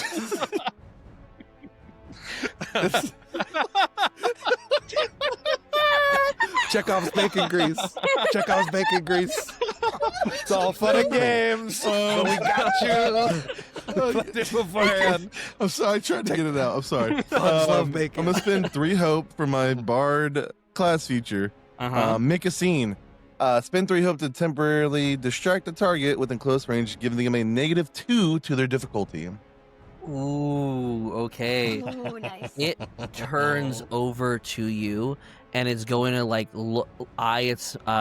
make its eyes. You don't know where its eyes is as you see one eye pop, but then you also see another part of this kind of like fatty muscle also pop open. But then there's a third layer that opens, so you're not really sure which one is its eye at the current moment. Can you actually just make me a presence roll to kind of garnish its attention? Yeah. Can I use an experience? Don't be mean. I don't really fit. Actually, can I use large and in charge? Since I'm being big and a distraction. That one fits better. Large and in charge makes sense. That's good. Okay, that's good. That is a 19 with hope. 19 with hope. It turns over to you and is just its attention is now fully on you. I'll say that as it's moving, Mochi's almost at the top. There's still time for maybe one of you to take a quick action here before it starts making its way towards Chuck. I would like to cast Enrapture. Seymour. What Yeah. are you doing as you enrapture this beast? Yeah, I pull out another review I wrote, and it's it's titled "The only thing worse than this dish was how long I was stuck there waiting for it." And then that's and it cast the Enrapture spell to reach out it uses whatever's in the area, so it tries to use the rock and like lava to like grab this creature. Sure. Go ahead and make the spellcast roll. Okay. That is going to be 20 with hope. 20 with hope is going to succeed. And in true Jurassic World fashion, as soon as Chuck grabs its attention, it turns back over to Seymour and is now going to make its way towards you. You said that was with hope, correct? Correct. I don't care. I'm going to spend a fear. I'm going to go ahead and turn over looking at you, Seymour. And as it does so, it takes one step, but it does not need to take another to reach you, as I will spend 1 fear as you see its mouth kind of unravel. And those things that you thought were whiskers are actually part of this like tendril-like tongue that's made of flame, and it's going to whip itself towards you, Seymour. Oh my god. That's so eldritch. Because I can only focus on you while enraptured, correct? Yeah. Narrowing Okay. their field of view and drowning out any sound but your voice. That is a pretty big roll. That is going to be a 23 to hit. That hits. As it does so, that's going to be 20 points of magic damage. You are restrained, and without receiving the benefits, you also mark an armor slot. What? Oh. As this thing just begins to melt at you. Well, that Oof. means that my armor slots are gone, and I have 2 HP left. Oof. Mochi, you've climbed up to this thing as its jaw opens, lashes out towards Seymour. You have a perfect time for a hit if you'd like to take it now. I'm gonna hit it. I'm gonna its tongue. Let's go. Hopefully that will work. Son of a... We take With a those. crit. We take Yes. those. Go ahead and roll 4 damage. Go ahead and add that hope, clear that stress. Yay. So many dice. Oh my Seymour, you goodness. have been taking all the hits. Yeah. It's because he won't shut up. just talking True. junk all the time. And remind me, it's double, right? It is your maximum amount of damage that your die do total, and then you roll on top. Brutal crit. Okay. Hold That's on. This is brutal. math. Seymour, this is truly your just desserts.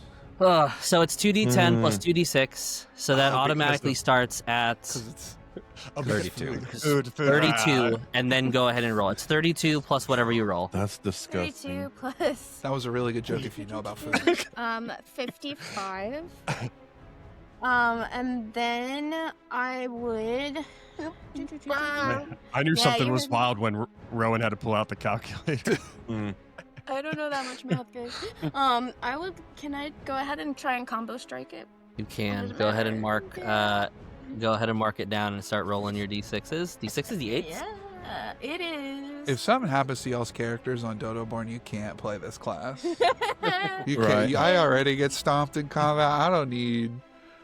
Annie already crits on me all the time. I don't need this on top of that. This is too bad. Okay, yeah, it's d6s. Okay. All right, let's start rolling. Let's start rolling. You know, at a certain point, you double the severe, and then kind of everything on top of that is just kind Okay, of so that's just 7. it's kind of on top of dessert. Just 7. Just It's about 7. sending a message. that Seven. brings- On top of that, so that's a that's 59. Is that what you message. said? that was a let's see, it was 55 first plus 55. 7, So 62. 63. 62. 62? 62? Wow. You did not triple its severe threshold, so there's that. Dang. Well, But you did Try double harder it. next time. That is Come going to on. be 4 points of damage. As this creature's mouth is wide open, Mochi, can you describe to me what this brutal hit looks like before I pass it back to the rest of the team? yes. So, and you can tell me if this is too much. I think Mochi just starts getting in there and just whop, whop, whop, whop, whop, and then pulls and rips out one of the tongues. Jeez. Just one of them. Just And one. uses it to, like, plap it one more time on the top of the head. Yeah, you kind of pull the tongue out and just kind of like whack it along the side with that combo strike, following through. It kind of whips around. However, you being in range of this creature, especially close to its mouth right now, you are going to take 1 stress for making an attack within melee range of this creature, as is part of its passive, known as cinnamon spirits. Cinnamon spirits. Cinnamon spirit. I do, before I pass back, have one Uh-huh. more question. Can Yeah. I use my Brawler's Hope to stagger it? To spend the 3 hope to stagger? Can you read to me what stagger does? Yes. When you succeed on an attack to temporarily stagger your target and force them to mark a stress. When staggered, they have disadvantage on attack rolls. No, you cannot do that. Okay. No. Yeah, go ahead and spend the hope for it. I mark the stress and I have disadvantage. I need to mark. Oh. Jeez, okay. This was supposed to be a pretty beefy fight, but let's see what happens here. Kelly, Pep, seeing this show of and display, Seymour still bound and restrained. Chuck, you're doing your thing. Pep, Kelly, what are you doing? Kelly will stand up, kind of dust himself off a little bit, and just kind of sigh heavily, and seeing Seymour just get really messed up. And then he looks over and sees Mochi absolutely deck this pug-faced beast with one of its own tongues. And seeing the destruction wrought by Mochi, Kelly is going to try and remember what he read about this beast to try and figure out where the tender pieces are that we need to not destroy so we can get the best ingredients out of this thing.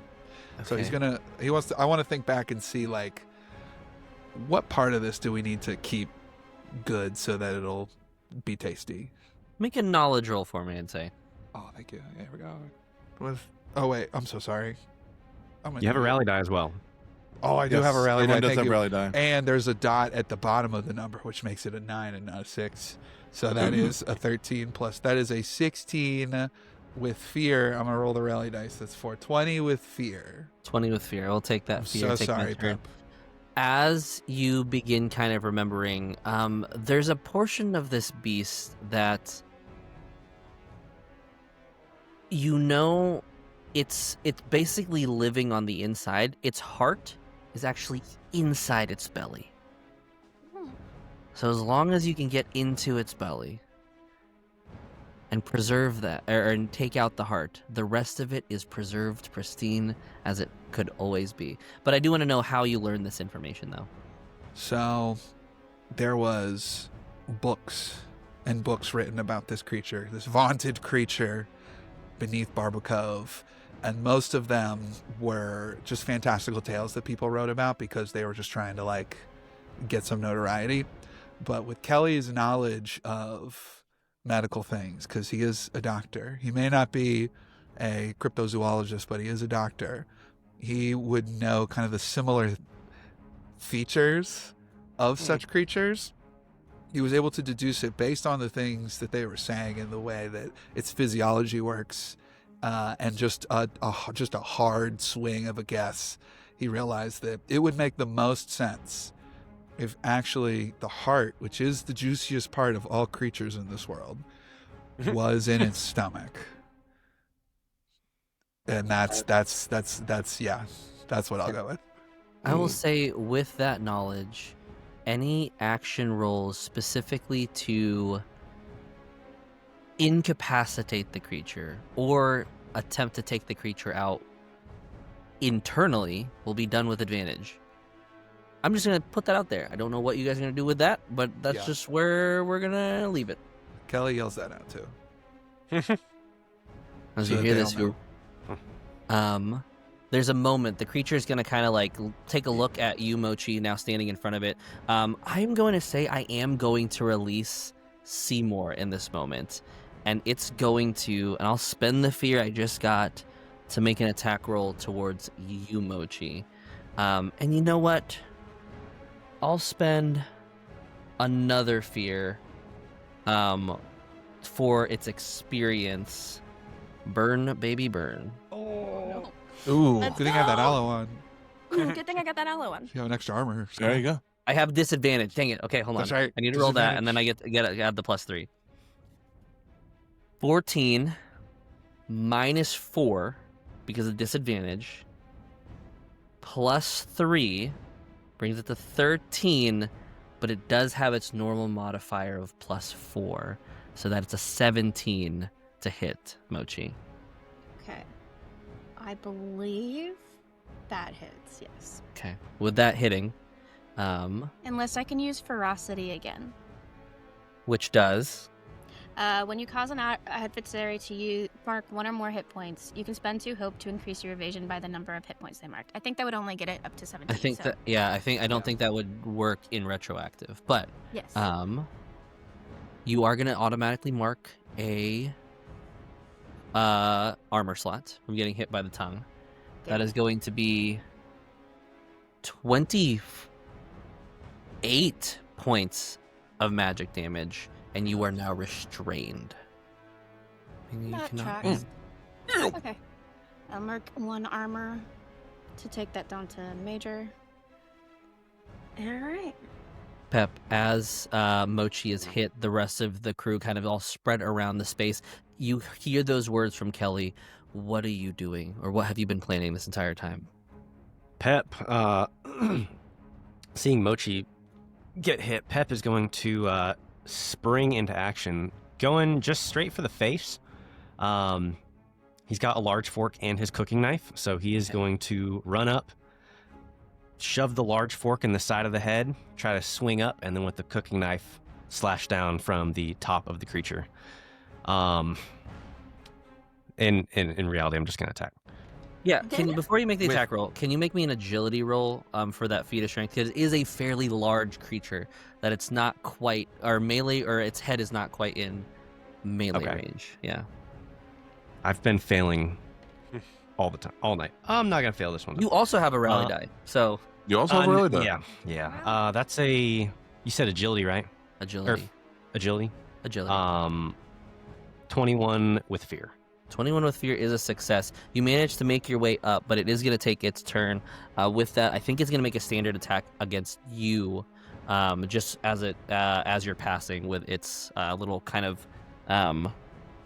with its... This isn't really making sense. I'm going to mark a stress for the footprint, or for the turtle footprint, or for the turtle footprint. Because it can't bite you, because it's holding Mochi. I have disadvantage, dang it. Chomp chomp. Yep. Chomp chomp. That is only a -1, so 13 minus 1 plus 4 brings it to 16 to hit. Hits. 16 Big hits. number. With a turtle footprint,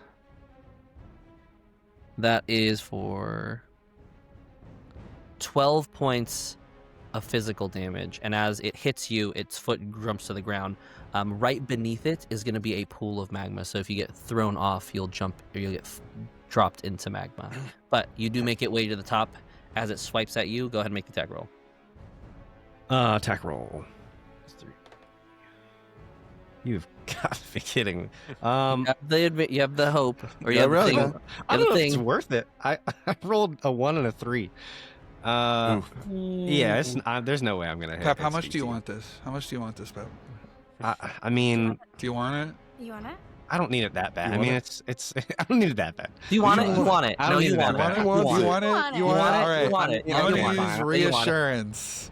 Once per rest, after an ally attempts an action roll, but before the consequences take place, because we haven't heard yet We haven't heard if it that yet. succeeds or not. We don't know. I can offer assistance or words of support when I do. An ally can re-roll their dice, so I will go ahead and All use right. this now. Nice. I I'm gonna will yell, take it.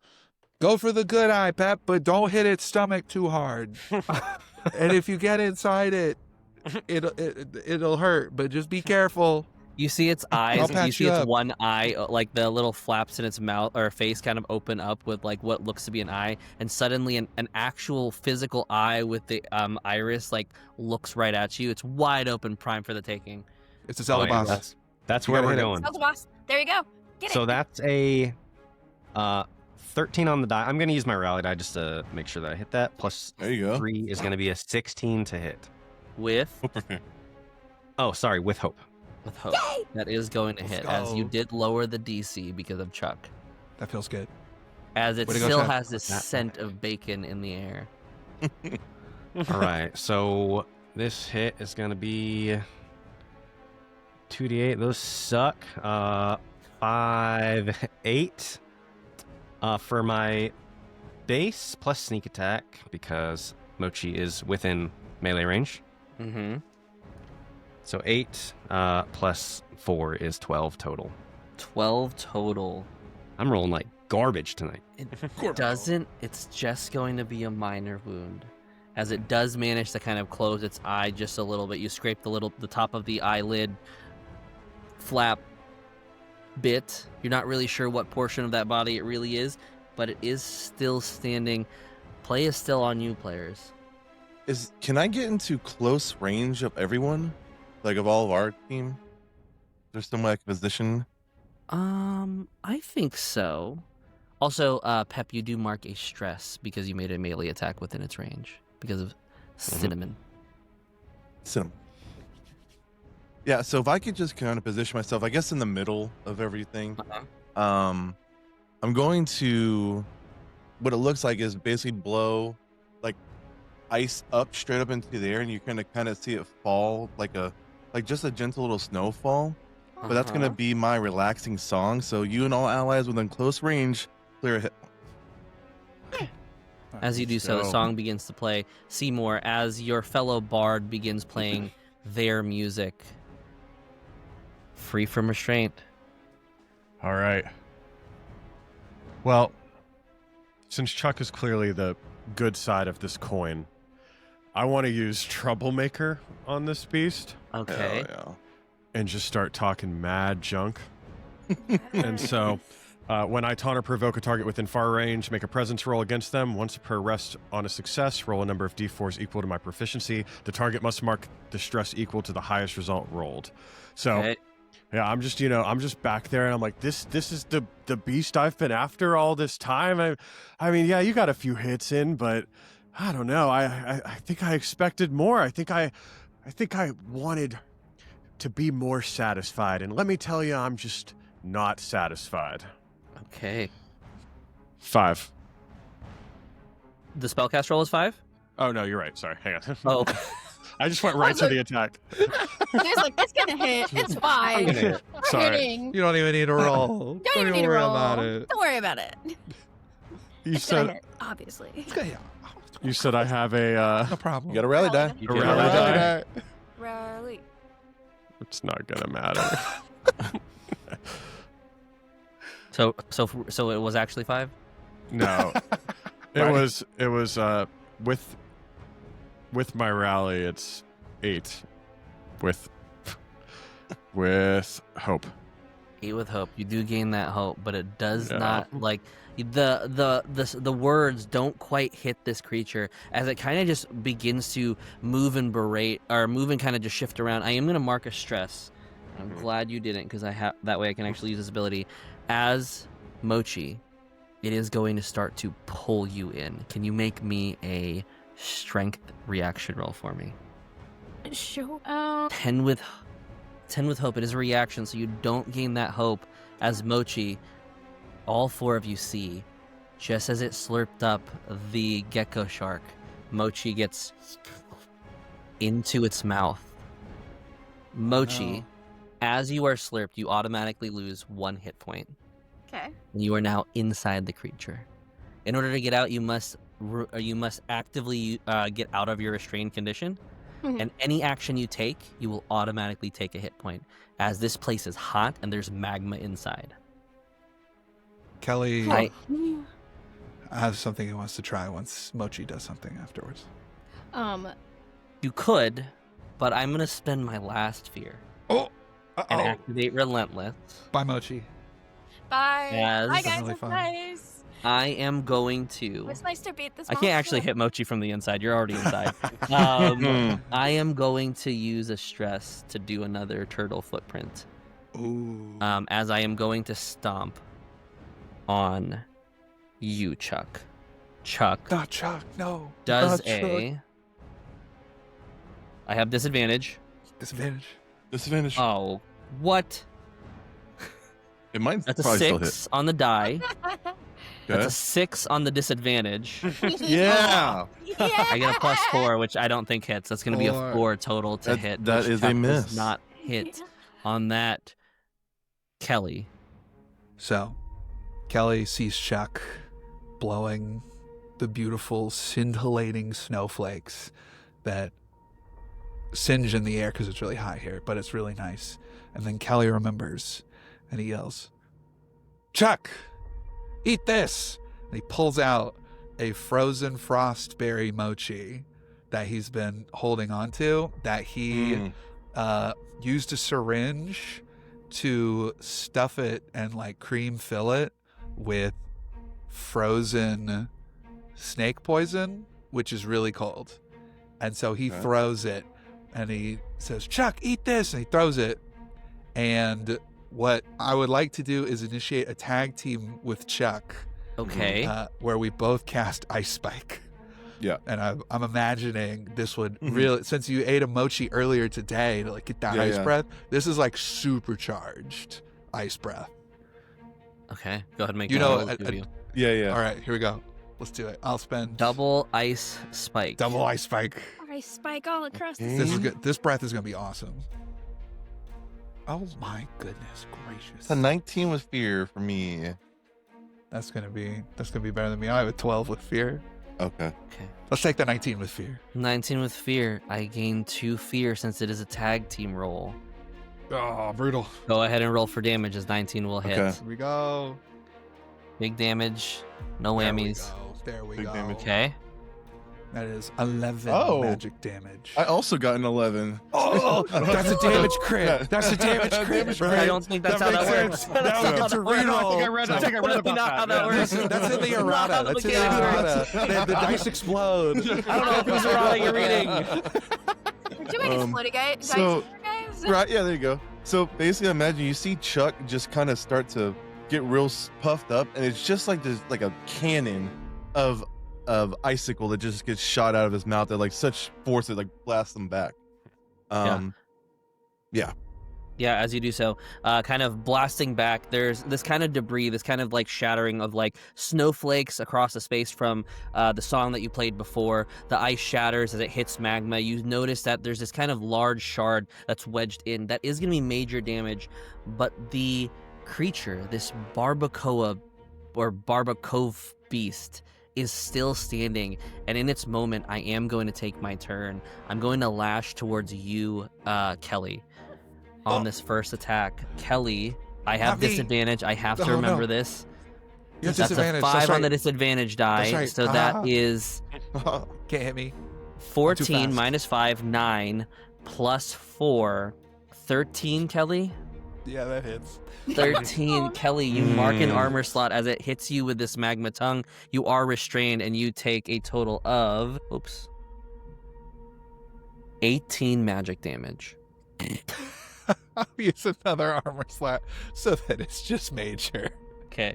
I will spend, since I had 2 I just gained, I'll spend 1 more fear to activate Relentless. Oh no. I cannot activate He's gonna stomp on me another. again. I cannot activate another tongue from that fear, but what I can do is I can mark my last stress, and I can slurp you in. I need you to make a strength reaction roll for me, Kelly. No. Do you have a rally die still? No, I used it earlier. Oh, unfortunately. Here we go. Ellie. This is a big moment for me. Did you say his last stress? That's my last stress. So I he's am now he's vulnerable. Okay. Okay. Vulnerable. Okay, I have good news. Well, I have good news and bad news. The bad news is I rolled a 12 on my fear dice. But the good news is that I rolled a 1 on my hope dice. And that's good news. Firstly, because my strange patterns as a wizard, I picked a 1. Okay. Which means that I can gain a hope or clear as shaman chooses to gain a hope. And I also, as a halfling, if I roll a 1 on my hope dice, I can re-roll it. So this might not be terrible. Nice. That's Nice. right. That's pretty good. I've been waiting this whole game That's for pretty 1 on the good. hope dice. Let's go. Great. Combo. Okay, I rolled a 10 on the hope dice. I have Hell a yeah. +2 to strength because as a doctor I have to have guns. And Yeah. that's 24 total with fear. It is a reaction, so it doesn't. That quite doesn't get matter. me that Haha, that's fear. right. Haha. Great for you. But it's good for me. Kelly, you just like you kept the tower up in the air. Your muscles kick in. You already had that kind of pre-workout That's workout, and now you're in the full workout, pulling this tongue back as it tries to pull you in. That's right. In this battle between Kelly and this Barbacove beast. Which now has the face of my dad. That's what I see. That's what Kelly sees. It looks like my dad now, and I'm pulling on his tongue. I'm like, "You're not gonna eat me, Dad. You're not gonna get me. Oh my god. It is I'm a doctor, vulnerable. not a snack."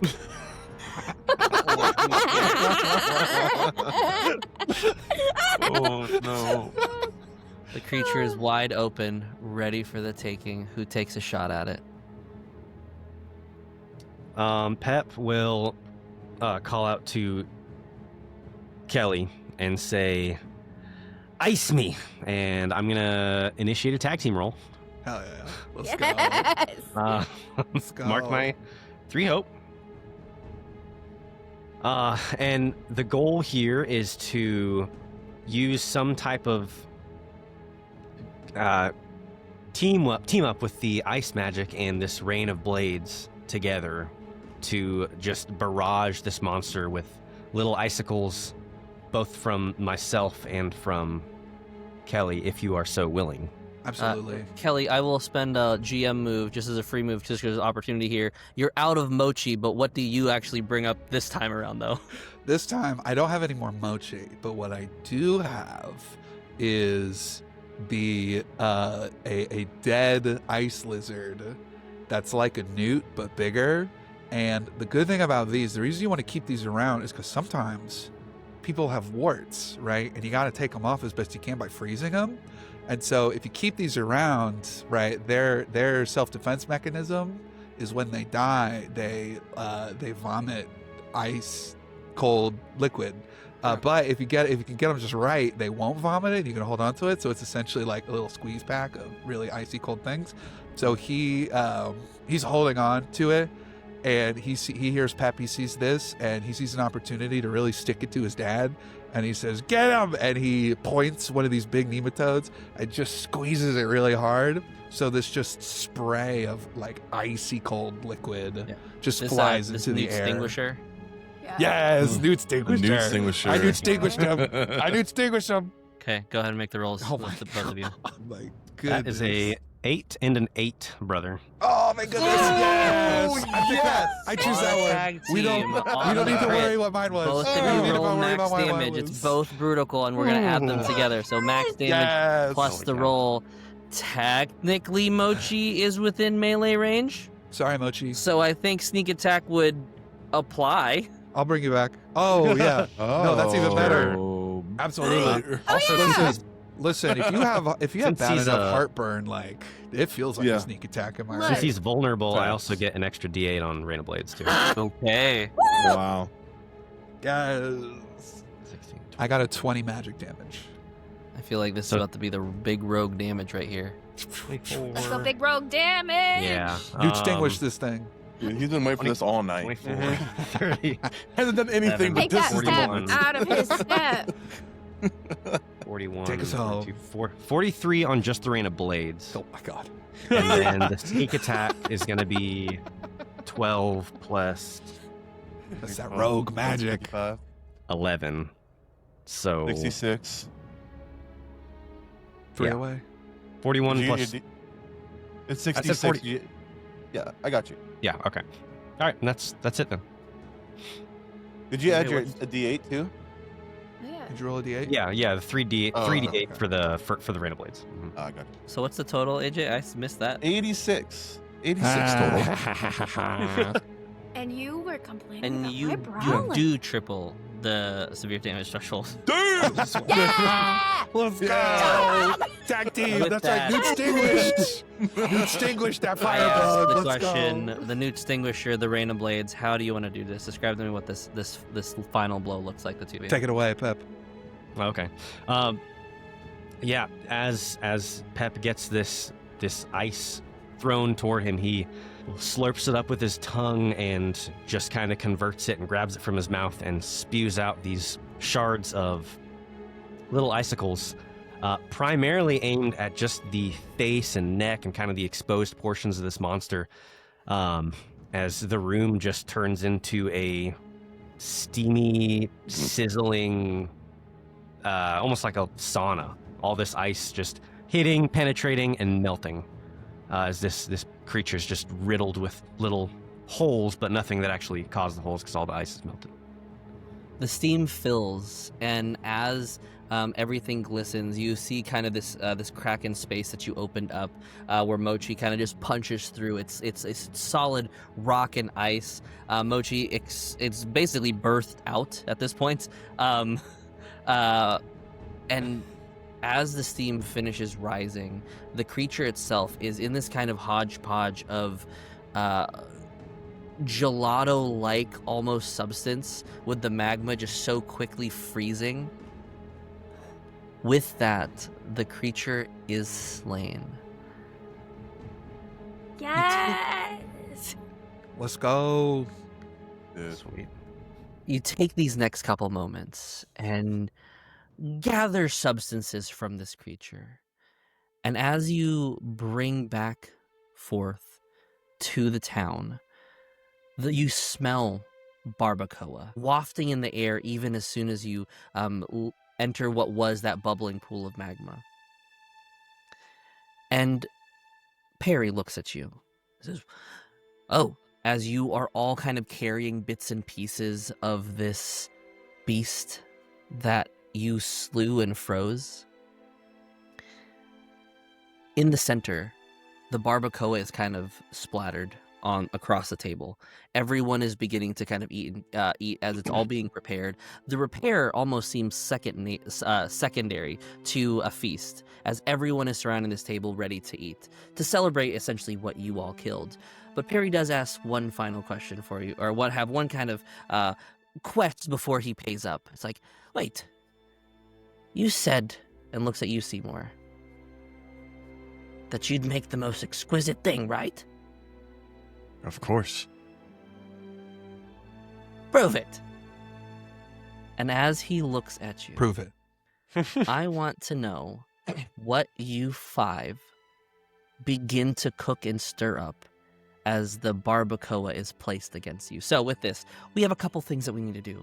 We need to think that creature had a feast score of 3. So there are 3 specific components that you could have grabbed from the creature. We need to put flavors to them, and then we get to make a feast as part of the Beast Feast campaign. So what are we extracting from this barbacoa or barbacoa beast?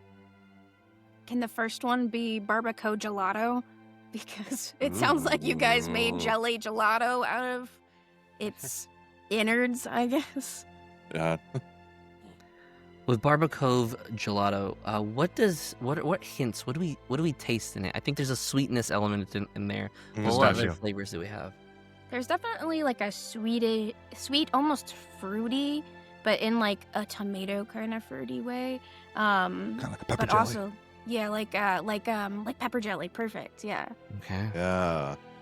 So I would say that there's probably a sweet one component to this. There's definitely a, I think it could be like a savory, but also bitter almost, I think would represent that, especially because like that burny part of the magma. So bitter, savory, and salt one. But I also think it gets a feature, as every time you kill a very unique beast in Beast Feast, some of these ingredients may come with extra features. With it being Barbacoa jelly, I think it gives frost, which gives you an extra armor slot until your next rest when you add it to a feast. So, Nice. what are the other two components that we're adding? I imagine the face rolls, like pugs have the scrunchy face. They actually just kind of pop off and they're like bread texture. So they're just like dinner rolls that you just It's like focaccia. yeah, just pug face rolls, but dinner rolls. Pug-faced focaccia rolls. It's like yeah. Hawaiian. It's like Pug Hawaiian face bread. focaccia.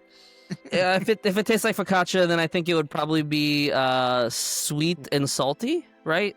Sweet and salty one, but also say because of just how weird a pug's face is, it's gonna be sweet one, salty one, weird one. Weird one being a Weird D20 one. on the Yeah, roll. Weird one. And last but not least, what is the last bit of umph that we want to add to this roll? I feel like we gotta take the tongue, right?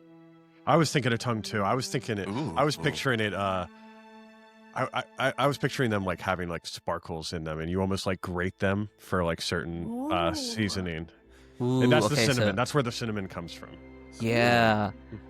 So with it being cinnamon, then I think it is a savory one, a sweet one, and a bitter one. I think makes the most sense. Yeah. So those are the flavor profiles. So now what we're going to do is we are I should've going wrote it to down. take all these ingredients. We're going to essentially, they all have a die value. So sweet is a value of a D4. Salty is a value of a D6. Bitter is a value of a D8. Sour is a D10. Savory is a D12. And weird is a D20. So it's probably best if one person gets all these dice together. Whoever is the most dice goblin-y of us all. You got it, It Rowan. feels like Rowan. Where's your? Do you have your bag on hand? Oh, okay, never mind. It's fine. I can get it. No, it's But I do have it on me. Okay, so you said sweet is the D4, right? Sweet Salty. is a D4. Salty is a D6, Salty is a D6. and then Bitter is a Like- D8. bitter is the D8. There we go. Bitter is the D8. Sour is a Um, D10. Sour D10. Savory is a and then- D12, and then weird's a D20. Twelve, It's 4D4, 3D6, 2D8, 1D10. 2D8, 1D10. Okay. 4D12, and 1D20. D12, 1D20. Okay. And you want them each or total? And so now what we do is we're playing Yahtzee. Okay.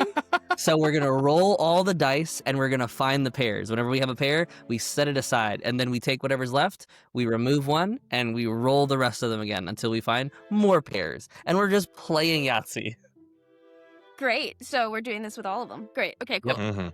Okay, so I have currently 2 sets of 2, 1 set of 11s, Okay. 3 That's a sets of big 2s. roll. I Okay. know. It's a big roll. And 1 set of 5s. Oh, another set of 7s. All right. And you said roll again? Remove one from the Okay. pool and then roll again. So remove one from what's left and then roll again. Okay. Any Didn't get matches? pairs? Mm-mm. Okay. So same thing. Remove one, roll again. Okay, no. All right. So, what I have... Oh. Now we total them all. 26? 26, yes. 26. That's Still still an massive. amazing feast. That's a crazy good feast. That's a crazy good feast. The Let's go. the feast score I had Molto for the bene. barbacoa was 17. So you blew this out of the water. As you roll the feast. Begin to present this meal. Seymour, can you describe to me what you call this dish? I call it the Mokecha Pep More. The Mokecha Pep More. The What? The Mokecha Pep More. More. Yeah, did you hear that? It's the Mokecha Pep More. Mokecha Pep More. Mokecha Pep More. Mokecha Pep More. Mokecha As Pepper walks up and is kind of hesitant, it looks good, but Pepper doesn't want to allude to it, the fact that it looks good, because the barbacoa is sitting there and everyone's eating the barbacoa. Walks up to the Mokecha Pep More. It's really easy, guys. He rolls right off the tongue.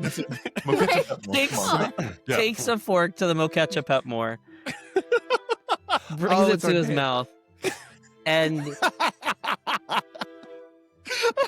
Sorry, I was trying to say words backwards. I was like, "What is this?" I'm so sorry. The Mokecha Pep More.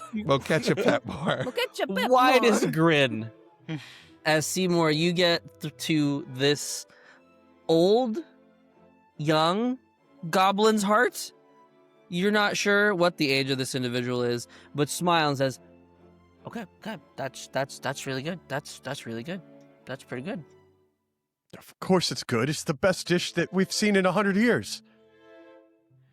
100 years is a long time. Okay. Here's your gold. Thanks for saving the city. Thanks for making this meal. The barbacoa's on the house. Have at it, everyone. Are you proud of us? Yeah, I'm proud of you. Kelly burst into tears. And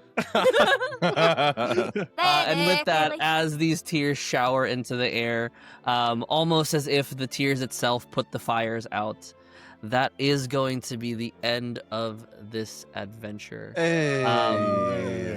that, I just realized the only other thing is, with that roll of 27, that's how you do rest in Beast Feast. You get to distribute that 27 amongst your health, your stress, and then any excess goes to hope, which I'm pretty sure that puts you all at 6 hope with 27. Yeah. Nice. But- Are there any? I have an ability called Final Words. Are there any corpses around that we can talk to real fast? Probably some Chardonnay. Now with all my 6 hope. There's one. And there's a Okay. yeah. I actually failed my roll, so Okay. never mind. Yeah, you begin to talk to this corpse. It's please, and Perry comes up to you. More ketchup, pep more. Got me stuck now. Pep more, dude. Perry walks up to you. Is like, please, we're trying to respect the dead. Alas. I'm so sorry. On a failure, the body turns to dust. So, oh, I look at him and say, "As doctors, you can't save them all." This adventure would be nothing without our friends over at Dodoborne. Isaac, Rowan, Joe, thanks for coming on. Do you guys want to shout out your socials, your links? Where can we find you out on the interwebs? Yeah, thank you so much, BladeBound. This has been an awesome time. Just Dodoborne.com for all your Dodoborne needs. You can find us wherever you get your podcast. 50 episodes, 50 minutes or less, heart, nonsense, and shenanigans. And Dodoborne.com. Find Dodoborne Pod on Spotify and where you get your podcasts. And it just slowly shout fades out. to black while Isaac's doing And as always, BladeBound, don't forget to like, comment, and subscribe. Thank you for watching the Gauntlet. And make sure to like, comment, and subscribe so that way you'll see the next episode of the Gauntlet next week. All right, everybody. Thank you, Nice. BladeBound. All right. Thank you, BladeBound on 3. 1, 2, 3. BladeBound. Hey. Oh, gosh. Summon horror. Horror. Summon horror. Horror. Yeah, I don't. Yeah. That is a natural 20? 20. I don't think I've ever had anyone quadruple the severe threshold. Quadruple it? This would be a first. Wow.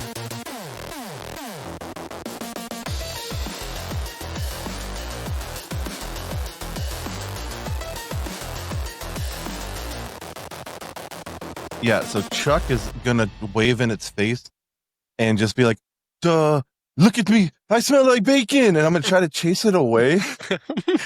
And I'm gonna use It's all fun and games, but we got you. Let it beforehand. Bugs love bacon.